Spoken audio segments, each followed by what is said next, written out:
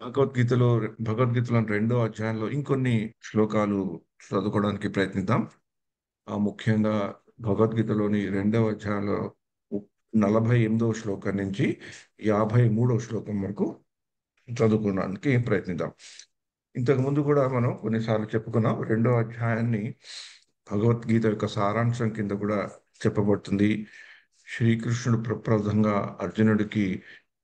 అర్జునుని ఉత్సాహపరుస్తూ ఉత్తేజపరుస్తూ యుద్ధం చేయమని చెప్పే ప్రక్రియలో అర్జునుడికి అనేక రకాలైన జ్ఞానాలని ఆర్ యోగాలని కృష్ణుడికి కృష్ణుడు అర్జునుడికి చెప్పడం జరుగుతుంది. ముఖ్యంగా రెండవ అధ్యాయంలో 1వ శ్లోకం నుంచి 10వ శ్లోకంలో అర్జునుడిలో ఉన్న సందిగ్ధ పరిస్థితి, అనిశ్చితమైన పరిస్థితి, అర్జునులో ఉన్న ఉద్వేగాన్ని ఉపశమనించడం కొరకు కొన్ని కొన్ని వాక్యాలు శ్రీకృష్ణుడు అర్జునుడికి చెప్పి తన తనని తాను ఎవరో గుర్తు చేసుకునేటట్లు చెప్పి, అర్జునుడు శ్రీకృష్ణుని తద్వారా ఒక శిష్యుడి కింద తనను స్వీకరించమని చెప్పి శరణాగతి వేడుకొని శ్రీకృష్ణుడిని నిర్దిష్టంగా తనకి ఏది మంచో ఏం చెయ్యాలో చెప్పమని అర్జునుడు కృష్ణుడు అడిగినప్పుడు శ్రీకృష్ణుడు మొదట అర్జునుడికి జ్ఞాన యోగం గురించి చెప్పడం జరుగుతుంది. ఇది 11వ శ్లోకం నుంచి మనకు 30వ శ్లోకం వరకు ఈ జ్ఞాన యోగంలో భాగంగా ముఖ్యంగా అర్జునుడికి శరీరము, ఆత్మ వాటి యొక్క సంబంధము, వాటికి ఉండే వ్యత్యాసము, ఆత్మకుండే గుణగణాలు, ఆత్మ నిరంతరము ఎలా ఉంటుందో, శరీరం ఎలా క్షయిస్తుందో, ఆత్మ ఎలా క్షయించదో వాటి గుణగణాలు చెప్పి నువ్వు భౌతికమైన బంధాలు, ఈ శారీరకమైన బంధాలని విడనాడి ఆత్మ సంబంధాన్ని, ఆత్మ సాక్షాత్కారాన్ని పెంచుకోమని చెప్తూ చెప్తూ అందువలన నువ్వు యుద్ధం చేయాలి అని చెప్పారు. తర్వాత రెండో అధ్యాయంలో 31 శ్లోకం నుంచి 38వ శ్లోకం వరకు కర్మకాండని అర్జునుడికి ప్రవేశపెట్టారు. అర్జునుడికి చెప్పారు శ్రీకృష్ణుడు. దాంట్లో ఏం చెప్పారంటే, కర్మకాండ అంటే మనకు అందరికీ తెలిసిందే. ఈ వేదాల్లోనూ మన మామూలుగా చేసుకునే పూజలు పునస్కారాలు, నోములు, వ్రతాలు వీటన్నిటిలో ఉండేదే మనం కర్మకాండలో ఉండే విషయాలు. అంటే ఇది సత్యనారాయణ వ్రతాలు అవన్నీ చేస్తుంటారు కదా. దానివల్ల జరిగేది ఏంటి అంటే ముఖ్యంగా ముఖ్యంగా ఇది చేస్తే ఈ లాభం వస్తుంది, ఇది చేస్తే ఈ నష్టం రాకుండా ఉంటుంది, అలాంటి ఉద్దేశంతో చేసేవి. ఎందుకంటే అర్జునుడికి కూడా ఈ కర్మ మీద కొంచెం ప్రశ్నలు ఉండను. ఇది చేయడం వల్ల నాకు పాపం వస్తుందా రాదా, ఏది చేస్తే పుణ్యం వస్తుంది, ఏమవుతుంది, ఆ ప్రశ్నలు ఉన్నాయి. కాబట్టి అర్జునుడికి కర్మకాండ గురించి చెప్తూ 31 శ్లోకం నుంచి 38వ శ్లోకం వరకు యుద్ధం చెయ్యి. ఈ ఈ ఈ ఈ కర్మకాండ యొక్క దాంట్లో అర్జునుడికి ముఖ్యంగా చెప్తారు ఏంటంటే, నీ ధర్మాన్ని నువ్వు పాలించు. యుద్ధ రంగంలో నువ్వు ఓడిపోయినా సరే నీకు పైలోకాల ప్రాప్తి ఉంటుంది, గెలిస్తే ఎనీవే నీకు సర్వ సుఖాలు వస్తాయి అని చెప్తూ అర్జునుడిని ఇంకా ఉత్సాహపరుస్తారు. దాని తర్వాత 39వ శ్లోకం నుంచి 53వ శ్లోకం వరకు బుద్ధి యోగంని ప్రవేశపెడతారు శ్రీకృష్ణుడు. ఆ బుద్ధి యోగం చెప్తూ కూడా యుద్ధం చేయమనే చెప్తూ ఉన్నారు. దాంట్లో ఎలాంటిది బుద్ధి యోగం ఏంటంటే నిష్కర్మ కామ యోగం. పని చేయాలి కానీ దాని యొక్క ఫలితాల మీద ఆశ పెట్టుకోకూడదు అని చెప్పారు. ఆ ఆ శ్రేణిలో ఉండే శ్లోకాల్లో ముఖ్యంగా భగవద్గీతలో బాగా ప్రాచుర్యమైన శ్లోకం ఆ రెండవ అధ్యాయంలో 47వ శ్లోకం కిందటిసారి చదువుకున్నాం. ఆ ఆ 47వ శ్లోకంలో మనకి 4 ముఖ్యమైన అంశాల గురించి కూడా తెలుసుకున్నాం. ఆ 4 అంశాల్లో ఒకటి అన్నిటికంటే ఆధ్యాత్మికంగా ఇంకా ముఖ్యమైన విషయాలు అవి కూడా, వాటి గురించి కూడా చర్చించుకున్నాం. ఆ ఒక్క శ్లోకాన్ని మళ్ళీ ఒక పునఃస్మరణ చేసుకుంటూ మనం 48 నుంచి 53 వరకు ప్రయాణిద్దాం. హరే కృష్ణ. నేను స్క్రీన్ షేర్ చేసుకుంటున్నాను, మీరు చెప్పండి. యా. మాతాజీ, ఇవాళ ఎవరు సేవాదారి శ్లోకము కేవలము ఈ అర్థమే చదవండి మాతాజీ. ఓకే. యా, కనబడుతుందా? 2.47 ప్రభుజీ. 2. కర్మణ్యేవాధికారస్తే మా ఫలేషు కదాచన మా కర్మ ఫల హేతుర్భూత్మా తే సంగోస్త్వ కర్మణి. ఇది చదవండి మాతాజీ. విద్యుక్త ధర్మంను నిర్వర్తించుటయందే విద్యుక్త ధర్మంను నిర్వర్తించుటయందే నీకు అధికారం కలదు, కానీ కర్మఫలమునందు కాదు.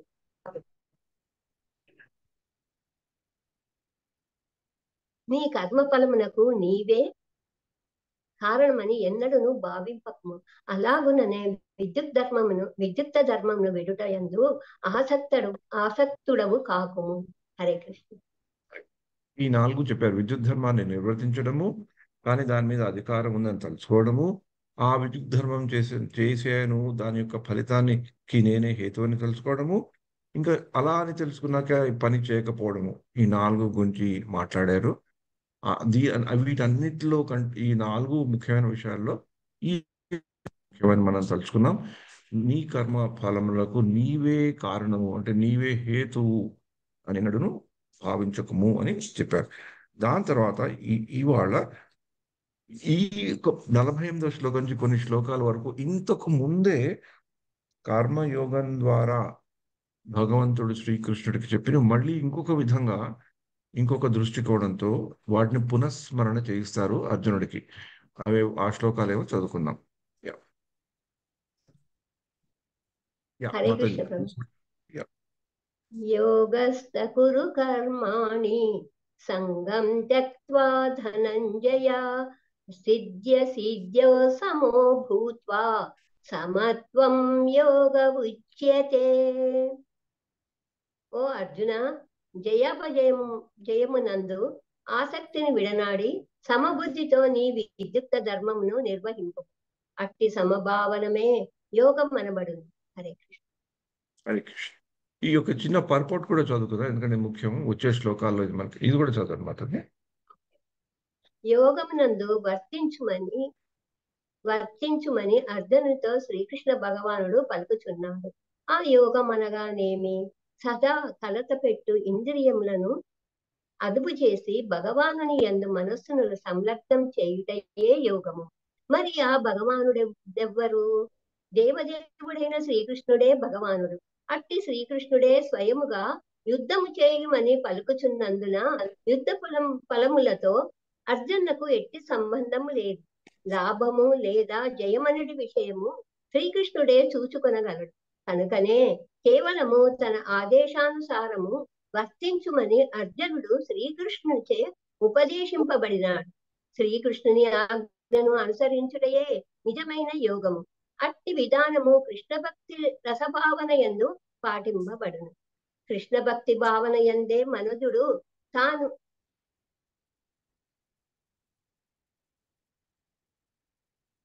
హరే కృష్ణ.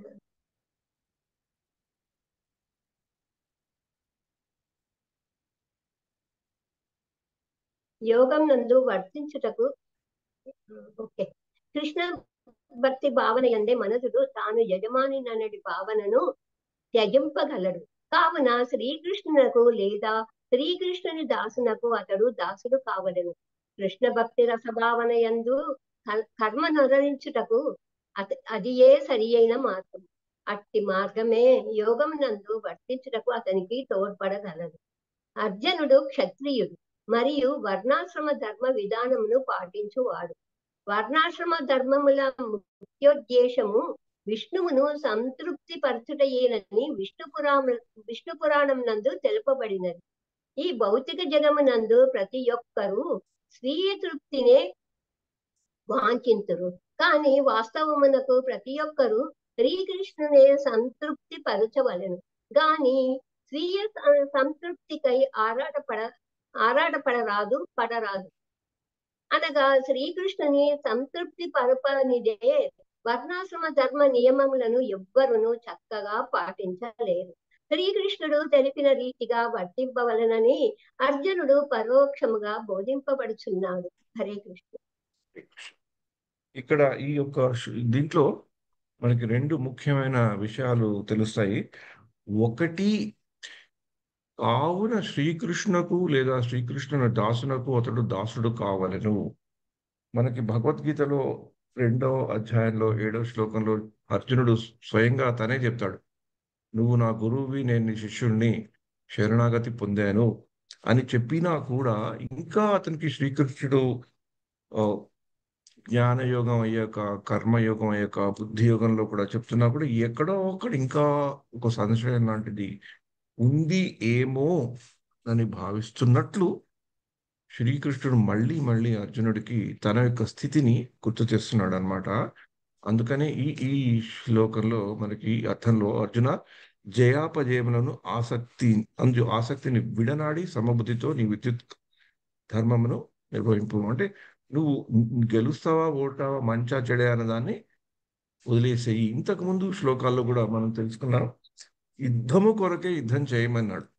ఆ ప్రయత్నంలో నీకేం భయం అక్కర్లేదు. నువ్వు సరిగ్గా చేయలేకపోయినా, తప్పుగా చేసినా, పూర్తిగా చేయలేకపోయినా నీకు వచ్చే ఫలితం నీకు వస్తుంది.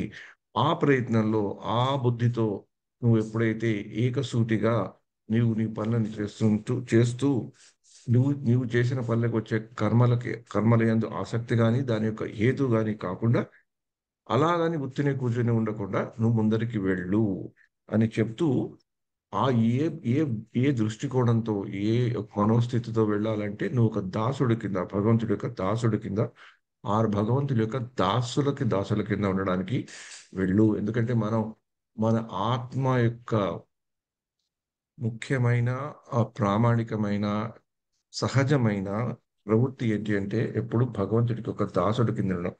సేవ సేవ అనేది మనకి చాలా ప్రకృతి పరంగా వచ్చినది అనమాట. మనం దాని గురించి సేవా భావం అనేది మనకి ఆటోమేటిక్ గా వస్తుంది. ఎలాగైతే పుట్టాక మనం శ్వాసను తీసుకోవడం, వదిలేయడం, శ్వాస తీసుకోవడం వల్ల మనకి జీవం మనలో ఉంటుందో, అలానే ఆత్మకు కూడా ఆ సేవ చేయాలనే భావన ఉంటుందన్నమాట. ఆటోమేటిక్ గానే ఉంటుంది.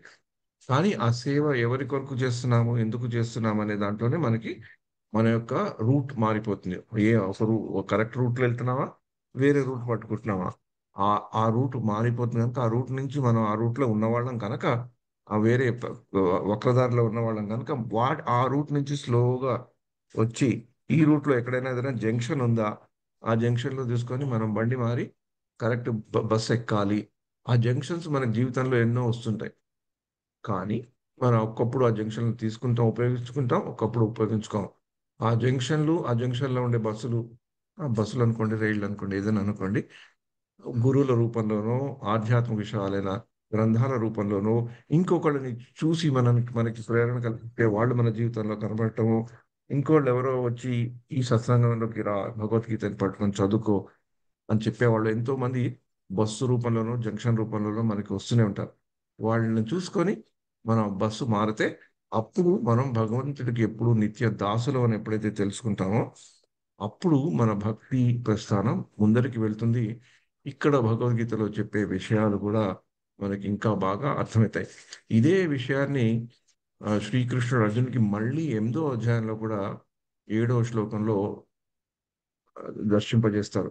తస్మాత్ సర్వేషు కాలేషు మామనుస్మరిత్య చ మయి అర్పిత మనోబుద్ధి మామే వైశ్యసి అసంశయ. తస్మాత్ సర్వేషు కాలేషు, అన్ని కాలాల్లో మామనుస్మరి యుద్ధ, నన్ను తలుచుకుంటూ యుద్ధం చేయి. నేను చెప్పాను కదా, నేను నీకు యుద్ధం చేయమని చెప్తున్నాను కదా, నువ్వు ఎందుకు భయపడతావు? నా మీద నీకు విశ్వాసం ఉండాలి కదా, నేను నీ గురువుని కదా, నువ్వు నీకేది శ్రేయస్కరం కావాలని అడిగేవు కదా, నేను చెప్తున్నాను కదా, ఇంకా అలాంటప్పుడు ఎందుకు నీకు టెన్షన్?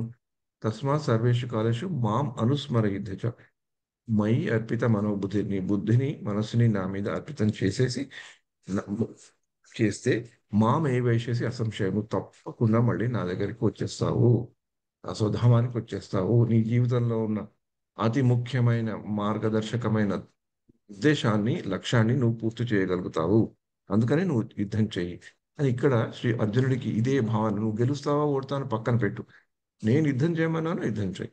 అలాగే మనం కూడా ఈ వేద వాంగ్మయాల్లోనూ, వేద సాహిత్యాల్లోనూ పెద్దలు చెప్పినవి ఎంతో అంత మనకి మనం అన్వయించుకొని మనం పాటించగలిగినట్లు, పాటించగలిగేవి కొన్ని, కొన్ని డైరెక్ట్ గాను, కొన్ని పరోక్షంగాను, కొన్ని ప్రత్యక్షంగాను, కొన్ని మనసుతోటే చేయగలిగితే, అలా మన యొక్క మనో ప్రవృత్తిని శుద్ధి చేసుకోగలిగితే, మనం కూడా ఎప్పుడు భగవంతుడికి ఒక దాసుల కింద, భగవంతుడి యొక్క భక్తులకు ఒక దాసుల కింద ఉండగలిగే పరిస్థితిని మనం మన జీవితాల్లో కల్పించుకోగలిగితే, మనకి కృష్ణుడు ఇంకా ఇంకా ముందర చెప్పేవి ఇంకా బాగా అర్థమవుతాయని పెద్దలు చెప్పారన్నమాట. ఈ విషయాన్ని శ్రీల ప్రభుపాల్ వారే కాదు, అనేక మంది ఆచార్యులు మన సాంప్రదాయంలోనే కాదు, అనేక ఆచార్యులు వేరే సాంప్రదాయాలు ఉన్న ఆచార్యులు కూడా చెప్పారు. ముఖ్యంగా మనకి బాగా దగ్గరగా ఉండే సాంప్రదాయం శ్రీ వైష్ణవ సాంప్రదాయంలో ఉన్న కులశేఖర ఆళ్వార్ అనే మహోన్నతమైన భక్తులు. ఆయన భక్తుడే కాకుండా మంచి పేరు ప్రఖ్యాతులున్న రాజు, భక్తుడు, చాలా ఉచ్చకోటిలో ఉండే కవి. ఆ మూడు అన్ని ఉన్నత స్థితిలో ఉన్న అతను కూడా ఆయన ఒక శ్లోకంలో నేను ఎప్పుడు ఒక దాసులకి దాసులకి దాసులకి దాసులకి దాసులుగా ఉండాలి, అలా ఉండేటట్లు నన్ను చేయమని భగవంతుడు ఆయన ప్రార్థించాడు ఆ ముకుందమాలలో. అలాగే ఇక్కడ కూడా అర్జునుడికి శ్రీకృష్ణుడు చెప్తున్నారన్నమాట. ఇంకొక ఈ యొక్క దీంట్లో ముఖ్యమైన అంశం శ్రీల ప్రభుపాల్ తన భాష్యం ద్వారా పెట్టేది ఏంటంటే వర్ణాశ్రమ ధర్మం. ఈ వర్ణాశ్రమ ధర్మం అనేది ఇస్కాన్లో అంతర్జాతీయ కృష్ణ భావనంలో చాలా పెద్ద టాపిక్. చాలా చాలా విషయాలు, చాలా చాలా మంది దీని గురించి ప్రస్తావించడం, వ్యాసాలు రాయటం. శ్రీల ప్రభుపాద్ వారే తమ జీవిత కాలంలో ఈ వర్ణాశ్రమం విషయాన్ని గురించి చెప్పారు. కానీ ఇక్కడ కేవలము క్లుప్తంగా శ్రీల ప్రభుపాద్ వారు తమ భాషల్లో వర్ణాశ్రమం యొక్క ముఖ్యమైన ఉద్దేశం, వర్ణాశ్రమ ధర్మం యొక్క ముఖ్య ఉద్దేశం విష్ణువును సంతృప్తిపరచుటే అని విష్ణు పురాణం తెలుపుతుంది. అంటే భగవంతుడి కొరకు ప్రీతి అర్థం కొరకే ఉన్నాయి ఈ వర్ణాలు, ఆశ్రమాలు. ఎందుకంటే ఇంతకు ముందు కర్మకాండ చెప్తూ ఆశ్రమాల యొక్క ఉల్లేఖ శ్రీకృష్ణుడు అర్జునుడు చెప్పాడు. ఏమిటంటే నువ్వు క్షత్రియుడవి, నీ ధర్మం యుద్ధం చేయటము, నువ్వు ధర్మ క్షేత్రంలో ఉన్నావు, ధర్మ యుద్ధం చేయాలి, నీ యుద్ధం నీ కొరకు చేయట్లేదు, నీ నీ యొక్క ధర్మాన్ని నిలుపుకోవడానికి, నీ యొక్క ప్రజలని సంరక్షించుకోవడానికి, దుష్టులని దూరం చేయడానికి ఈ యొక్క ధర్మాన్ని నువ్వు నిర్వర్తించాలి.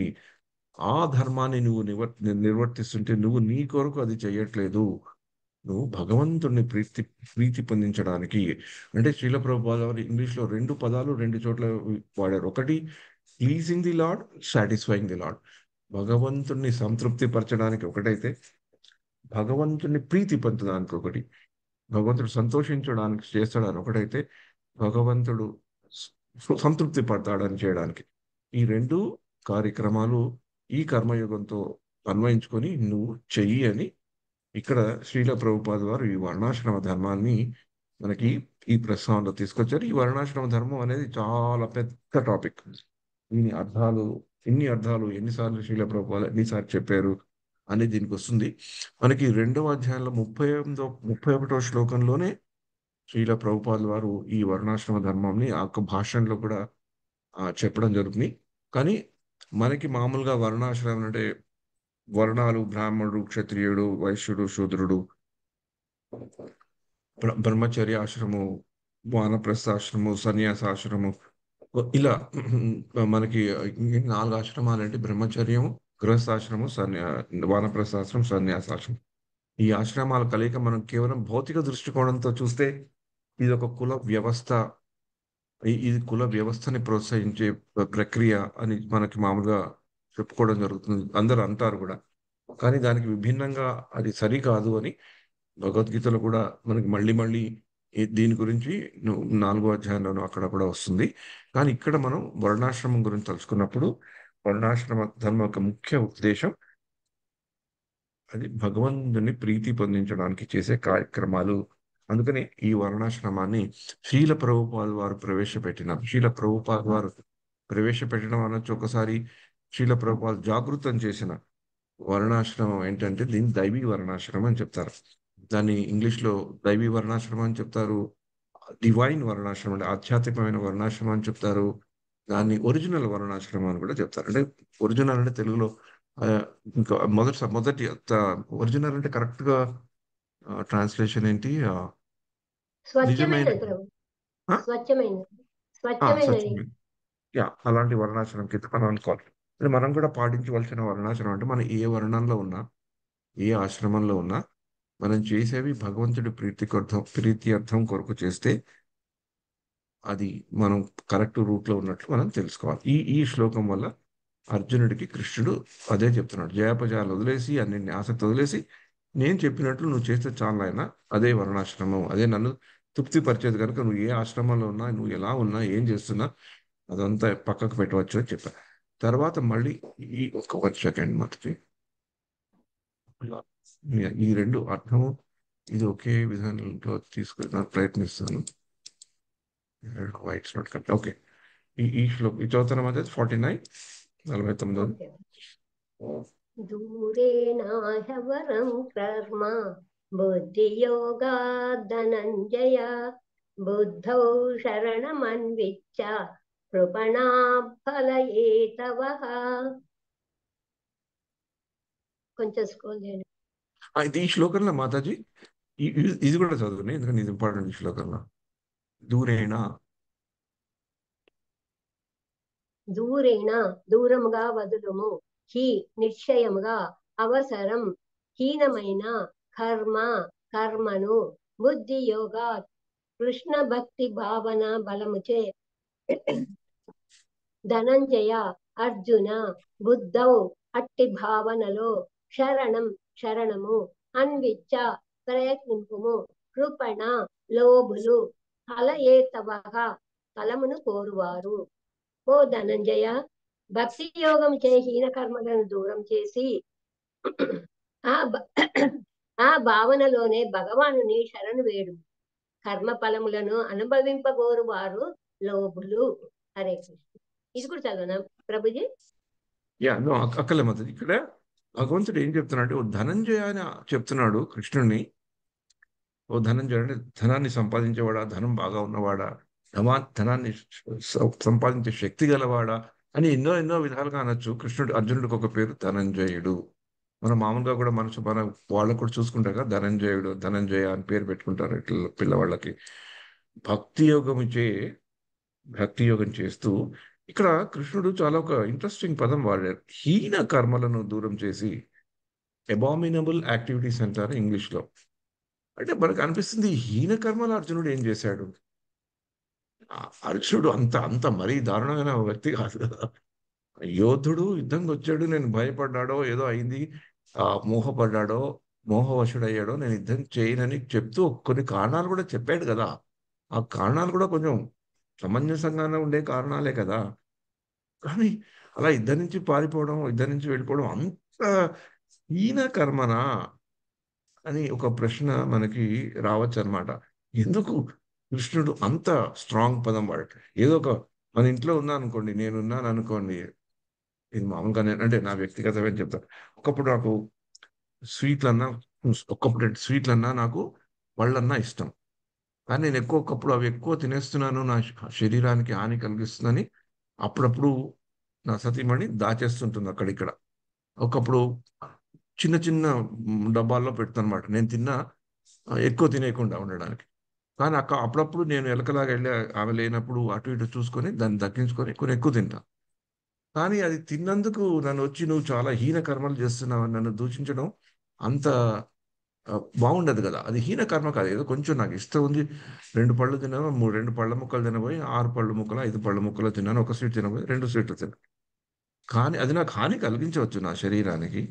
అది నా ఇంద్రియ తృప్తి కొరకు నేను నా ఇంద్రియ నిగ్రహం లేదని మళ్ళీ చాటి చెప్పే చూపెట్టే ఒక విషయం కింద తీసుకొని కూడా నేను నేను నన్ను సరిదిద్దుకోవడానికి ఆవిడ నా శ్రేయోభిలాష కనుక చెప్పడం సమంజసమే. కానీ నువ్వు అది చాలా నువ్వు హీనమైన కర్మ చేస్తున్నావు, నువ్వు చాలా తప్పు, ఇది చాలా హీనమైన కర్మ అని అంటే, నేను చేసే తప్పుడు పనికి ఆవిడ నాకు నాకు చెప్పే పరుషమైన మాటకి సమంజసం ఉండదు. అంతే కదా. అలా నేను అనుకుంటున్నాను. మీరు ఎలా అనుకుంటున్నారు నాకు తెలియదు, కానీ అలా నేను అనుకుంటున్నాను.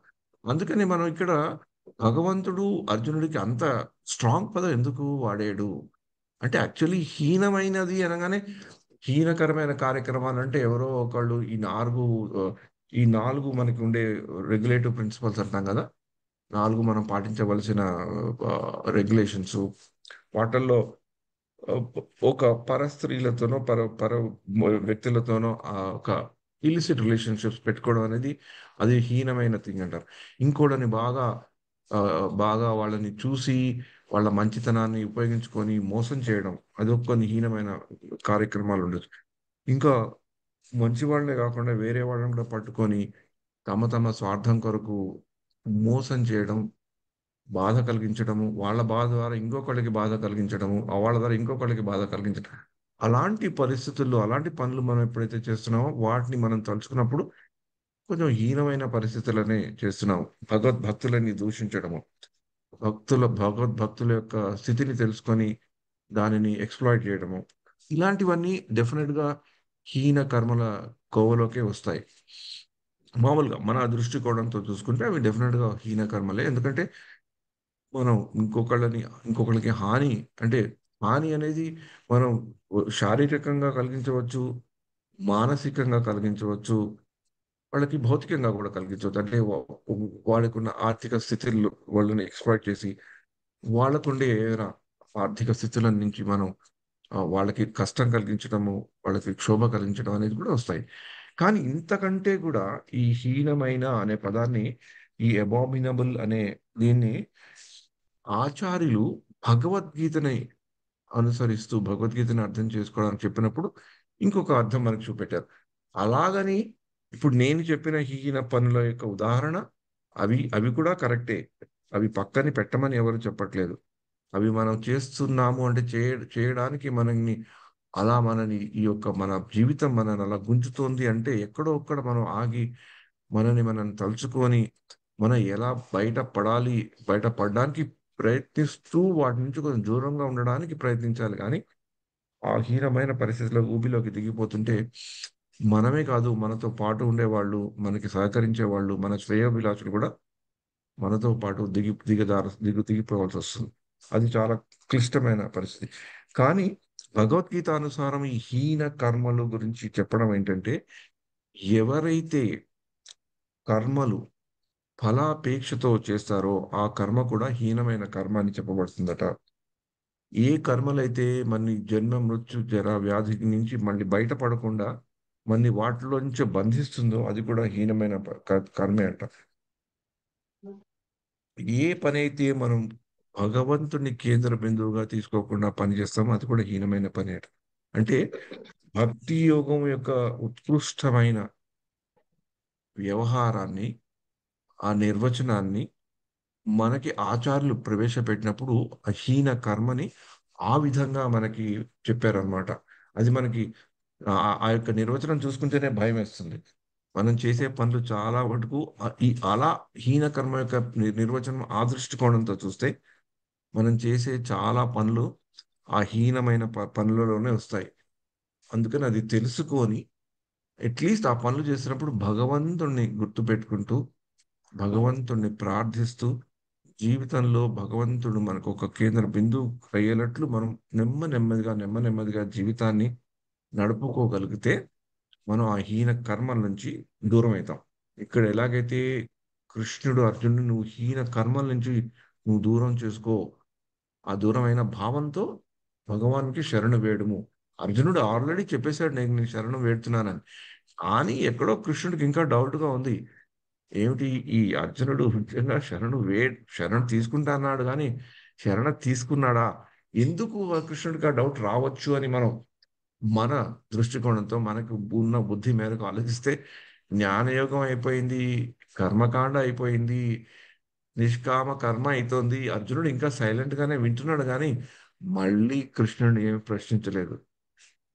అంటే కృష్ణుడు ఇలా ఒకడు ఏదైనా చెప్తూ ఉంటే ఎవరు ఏం ప్రశ్నించకుండా ఒకటి చెప్పాక ఇంకోటి చెప్పాక ప్రశ్నించకుండా, ఇంకోటి చెప్పాక ప్రశ్నించకుంటే మనకి డౌట్ రావచ్చు.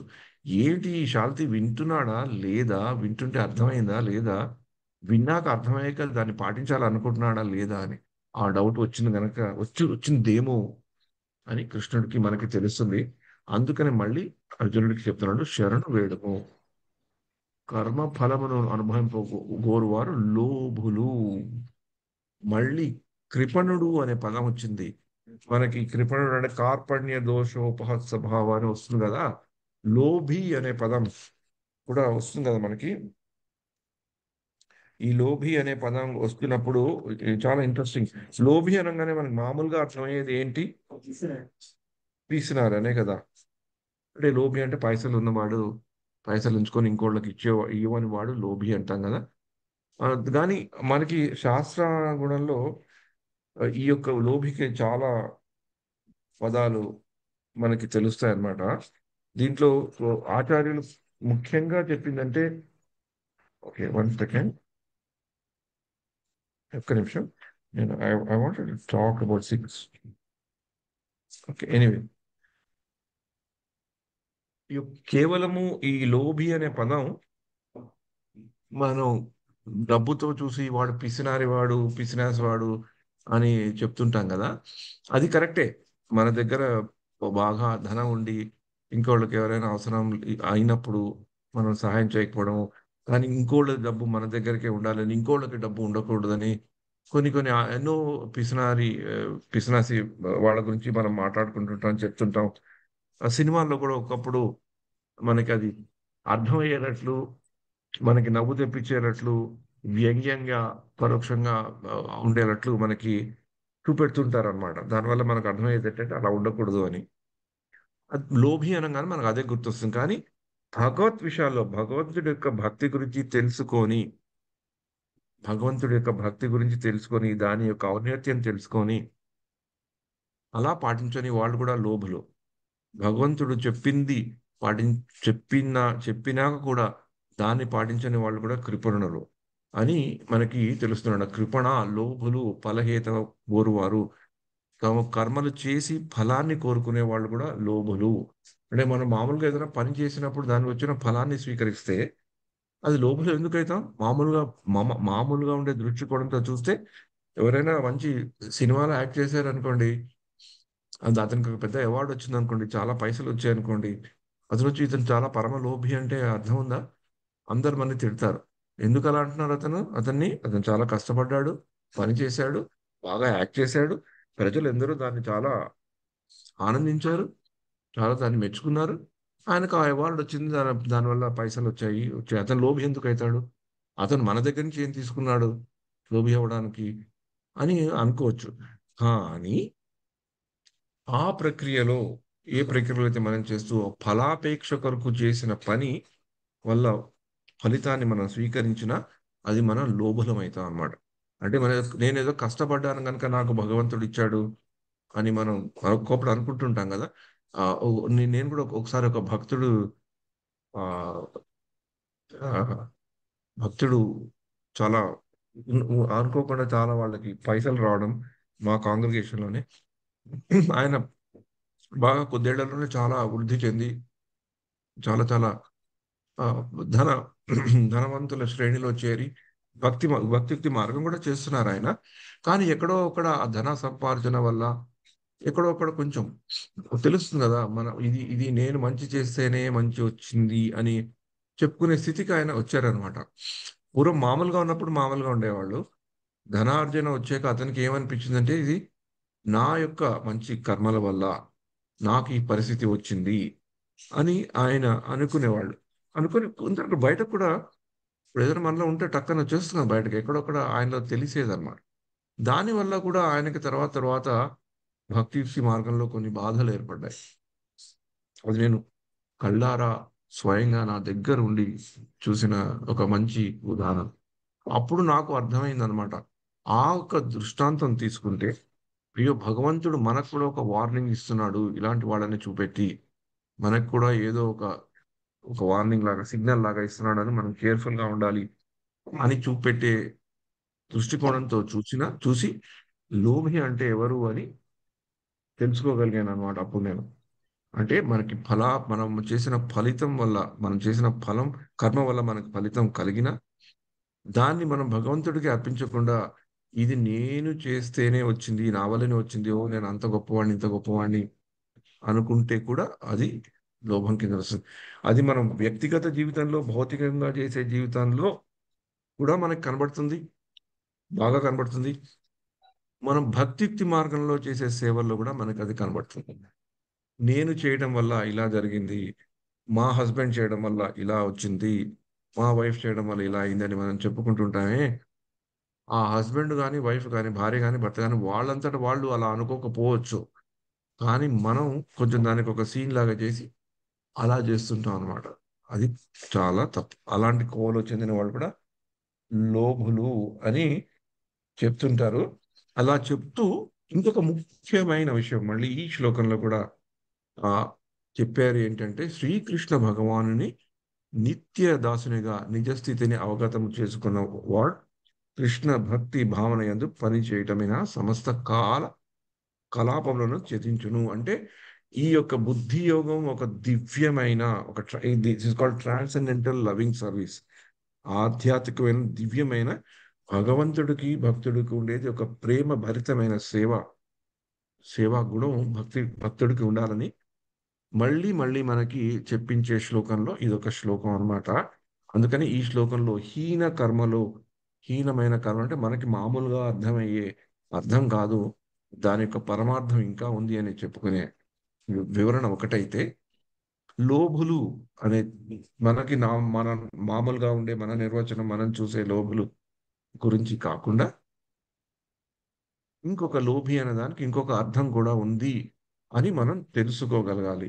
అదే భగవద్గీతని చదవడం ద్వారాను, భగవద్గీతని పెద్దలు చెప్పి వివరించిన విధానాన్ని తెలుసుకోవడం ద్వారాను మనకి జీవితంలో మనకు ఉండే ఆత్మ సాక్షాత్కారము, నిజమైన జ్ఞానము, కొన్ని పదాలకి ఒక స్వచ్ఛమైన నిర్దిష్టమైన అవగాహన, అది ఏదో క్లియర్గా దాన్ని క్లీన్ చేసి అద్దంలో చూపెట్టేటట్లు మనకి భగవద్గీత ఉపయోగపడుతుంది. అందుకనే భగవద్గీతని బాగా అధ్యయనం చేసిన వాళ్ళు, దాన్ని అర్థం తెలుసుకున్న వాళ్ళు, వాళ్ళ జీవితము, వాళ్ళు వాళ్ళ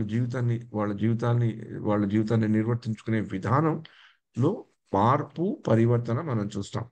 కానీ కొంతమంది ఉంటారు, భగవద్గీతని చదువుతారు, వింటారు, అధ్యయనం చేసుకుంటారు, దాని గురించి మంచి అని తెలుసుకుంటారు, కానీ అది పాటించేటప్పుడు మటుకు వాటన్నిటినీ విసర్జిస్తారు. ఎందుకు నువ్వు అలా చేస్తున్నావు అంటే వాళ్ళకు ఒక రీజన్ కూడా చెప్తాను. నా పరిస్థితులు ఇలా ఉన్నాయి కనుక నాకు తెలిసింది నేను పాటించలేకుండా ఉన్నాను అని తాము ఒక సంజాయిషి చేసుకుంటూ మళ్ళీ అలాంటి హీనమైన పరిస్థితులు చేయడం సాగిస్తుంటారు. కానీ అది చాలా భయంకరమైన పరిస్థితి. ఎక్కడో ఒకటి ఇందాక నేను చెప్పినట్టు మనని ఎక్కడో లోతుల్లోకి తీసుకెళ్ళడమే కాకుండా మన తోటి వాళ్ళని కూడా లోతుల్లో తీసుకోకుండా ఎక్కడో అక్కడ అందరినీ కూడా వాళ్ళ తోటి వాళ్ళని అందరినీ కూడా వాళ్ళ వాళ్ళ వాళ్ళ యొక్క వంశానికి, వాళ్ళ యొక్క ఫ్యామిలీకి, వాళ్ళు ఉండే సొసైటీకి కూడా చాలా చెడ్డ పేరు తెచ్చేటట్లు వాళ్ళు సహయోగం చేస్తారు. అలాంటి వాళ్ళు మనకు కనబడుతూనే ఉంటారు, మన దగ్గర కూడా ఒకప్పుడు ఉంటుంటారు. అందుకని మనం కూడా వాళ్ళ గురించి కూడా ప్రార్థన చేయటం, ఎప్పుడప్పుడు భగవంతుడు వాళ్ళకి ధైర్యం ఇచ్చి నీలదొక్కుకొని ఇది నేను చేస్తున్నది తప్పు, కంచి నేను బయటికి రావాలి, బయటికి రావడం కష్టమైనా బయటికి రావడానికి ప్రయత్నించాలి, కానీ బయటికి రావడం కష్టమని నేను ఇంకా ఇంకా తప్పులు చేస్తూ వెళ్ళకూడదు అనేది ఈ శ్లోకం. ఎవరైతే నిజంగా మనం తెలుసుకోవాలి, నిజంగా ఈ శ్లోకాన్ని గుర్తుపెట్టుకోవాలి అనుకుంటే, ఏది హీనమైన కర్మనో, ఎవరు లోభులో తెలుసుకుంటే, మనం ఏ పరిస్థితిలో ఉన్నామో, మనం ఏ కార్యక్రమాలు చేస్తున్నామో మనకి భగవద్గీత తేట తెల్లగా మన ముందు బాగా కనబడేటట్టు, బాగా ఒక ఏదైనా మనకి కనబడకుండా ఒకప్పుడు మ్యాగ్నిఫైయింగ్ గ్లాస్ అంటారు కదా, భూతద్దం పెట్టి మనకి చూపెడుతోంది ఈ యొక్క శ్లోకం అన్నమాట. తర్వాత మనం 50వ శ్లోకం కొద్దాం. యా. హరే కృష్ణ. బుద్ధియుక్తో జహాతీహ ఉభే సుకృత దుష్కృతే తస్మాద్ యోగాయ యుజ్యస్య యోగ కర్మసు కౌశలం. భక్తి యోగమందు నియక్తుడైన వాడు ఈ జన్మమందే శుభాశుభ ఫలముల నుండి ముక్తుడగును. కనుక కర్మయందలి నేర్పు అయినటువంటి ఆ యోగము కొరకు యత్నింపుము. హరే కృష్ణ. ఇక్కడ మళ్ళీ కృష్ణుడు అర్జునుడికి ఏం చెప్తున్నాడు? ఆ శుభాశుభ ఫలం నుంచి ముక్తుడు ఆ టెన్షన్ పెట్టుకోకు, ఏది శుభము ఏది అశుభం అని అది నిర్ణయించేది నేను ఇప్పుడు నేను యుద్ధం చేయమని చెప్తున్నాను కనుక యుద్ధం చెయ్యి. ఈ యొక్క లాభాలాభో జయాజయో మాత్రా స్పర్శ సుఖోదయ శీతోష్ణ సుఖ దుఃఖద ఇవన్నిటిని ముందర కృష్ణుడు చెప్పాడు. మళ్ళీ మళ్ళీ అది జ్ఞానయుగ పరంగాను కర్మయుగం పరంగాను చెప్పిన మళ్ళీ బుద్ధి యోగంలో కూడా ఆ రెండింటిని మేళవించి ఈ యొక్క అశుభాల గురించి మర్చిపోయి నీ కర్మయందలి నేర్పు అయినటువంటి ఈ యోగము కొరకు యత్నించు. ఇక్కడ అర్జునుడు చేయాల్సిన యోగం ఏంటి? భగవంతుని స్మరించుకుంటూ తనది విద్యుక్తమైన యుద్ధాన్ని చేయాలి. అందుకని దాని గురించి నువ్వు ఏకాగ్రత పెట్టు అని ఇక్కడ చెప్పడం జరుగుతుంది అనమాట. ఇక్కడ ఏం చెప్తున్నారు? నిమిషం, మాతాజీ క్లియర్ మాట్లాడుకుంటారు. మాతాజీ ఈ 50 ఒక నిమిషం మాతాజీ, నేను మీకు శ్లోకం అర్థం ఒకే పేజీలో తీయడానికి ట్రై చేస్తున్నాను. ఎస్ మాతాజీ, ఇప్పుడు రెండు ఒకే దాంట్లో వచ్చినట్టు. ఓకే. కర్మజం కామ్య కర్మల వలన కలుగు మీరు శ్లోకం బుద్ధియుక్త. చదవండి మాతాజీ. 51, 51. ఓకే ఓకే ప్రభు.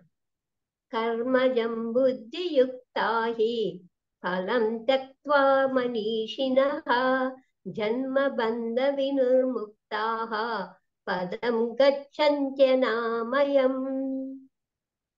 ఆ విధముగా భక్తి యోగం నందు నియుక్తులైన మహర్షులు లేదా భక్తులు ఈ భౌతిక జగమునందు కర్మ ఫలములను తమను తాము ముక్తులను కావించుకొందరు. ఆ విధముగా వారు జనన మరణ చక్రం నుండి విడుదలను పొంది భగవద్ధామమును చేరుట ద్వారా దుఃఖ రాహిత్య స్థితిని పొందుచున్నారు. హరే కృష్ణ. ఇందాకల శ్లోకంలో శుభ అశుభాల గురించి చెప్పారు. నువ్వు వాటి గురించి పట్టించుకోకు. ఇక్కడ ఏం చెప్తున్నారు? జన్మ మృత్యు, birth and death, cycle of birth and death, ఈ జన్మ మృత్యు ఈ చక్రంలోంచి తప్పించుకో తప్పించుకోవడానికి నువ్వు ఏ కార్యక్రమాలు చేయాలంటే నేను చెప్పింది నువ్వు చేయాలి. నువ్వు వాటి నుంచి ఏ కర్మ వస్తుంది, ఏ ఫలితం వస్తుంది అని ఆశించకుండా అని చెప్తూ, నేను కాదు నాయన చెప్తూ ఈ విధంగా భక్తి యోగం నుండి నియుక్తులైన మహర్షులు. ఒకప్పుడు అర్జునుడికి డౌట్ కూడా రావచ్చు కదా, ఇంకా కృష్ణుని ఓకే నేను గురువుగా స్వీకరించాను, కానీ శ్రీకృష్ణుడు చెప్పేది అంత కరెక్టా కాదా అనే డౌట్ రావచ్చు కదా. అందుకని మనకి భగవద్గీతలో ముఖ్యంగా ముందు ముందు అధ్యాయాల్లో ఈ యొక్క శ్రీకృష్ణుడు వాడిన ఈ ప్రక్రియ మనకి బాగా కనబడుతుంది. ఒకటి, తను చెప్పింది చెప్తూ ఒక ఉదాహరణ ద్వారా చెప్పడం.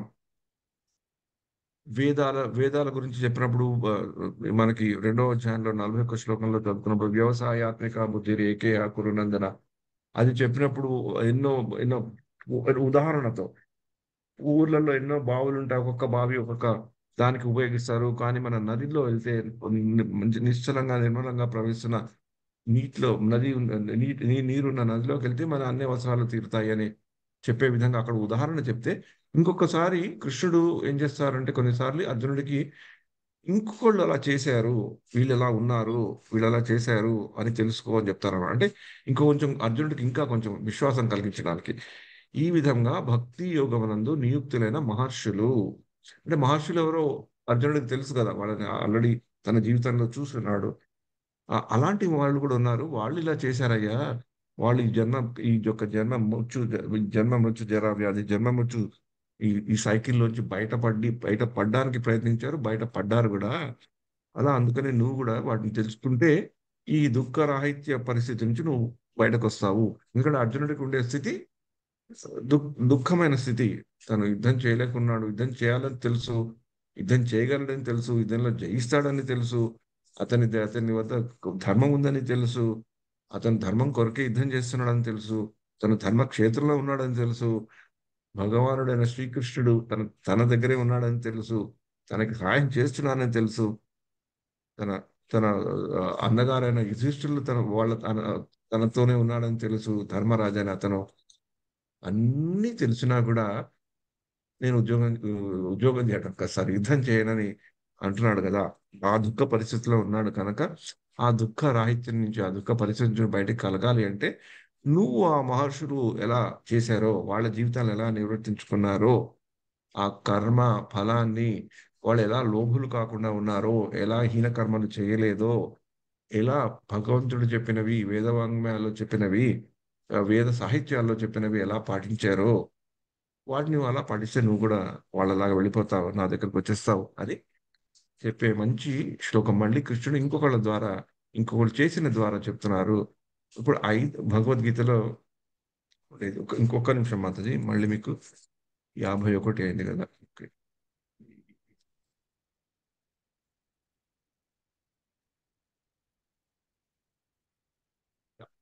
52వ శ్లోకానికి వద్దాం. యదా తే మోహకలిలం బుద్ధిర్వ్యతితరిష్యతి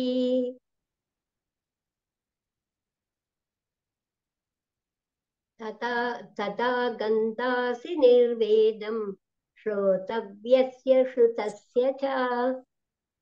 ఎప్పుడు నీ బుద్ధి దట్టమైన మహారణ్యంను దాటునో అప్పుడు నీవు విన్న దాని ఎడ మరియు వినవలసిన దాని ఎడ విరక్తిని కలిగిన వాడవగుతూ.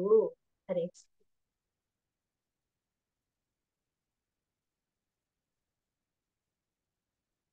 ఎప్పుడు నీ బుద్ధి దట్టమైన మహారణ్యంను దాటునో అంటే ఆహ్, అంటే ఇక్కడ అర్జునుడు చాలా అంధకారంలో ఉన్నాడని ఇక్కడ చెప్తున్నారు.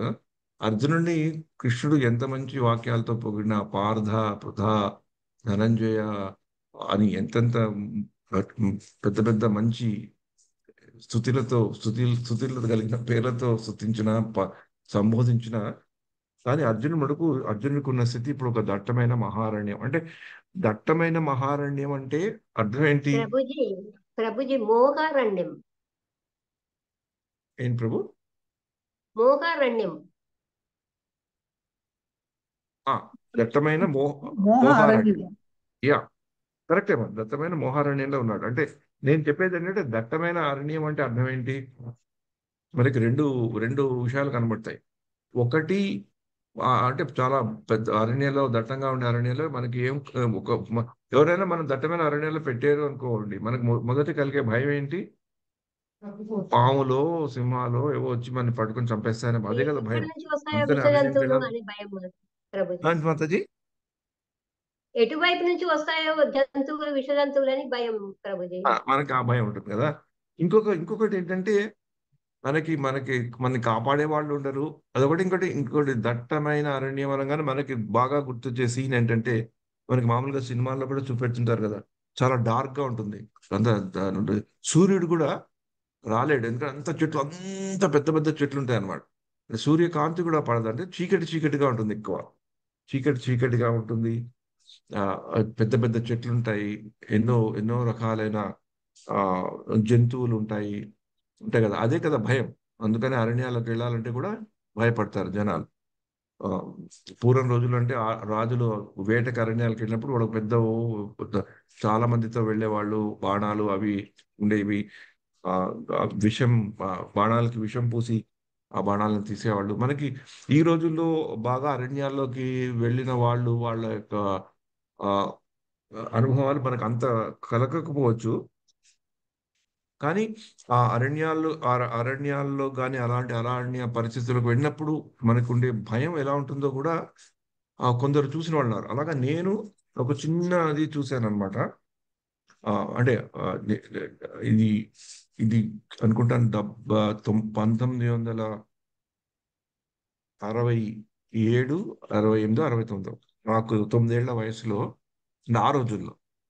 అప్పుడు మా నాన్నగారు వాళ్ళు ఏదో క్యాంపుకి వెళ్తే మమ్మల్ని కూడా తీసుకెళ్లారు. అహోబిలంకి వెళ్ళాం. అంటే ఇప్పుడున్న అహోబిలం ఒక రకంగా మనం చూడొచ్చు.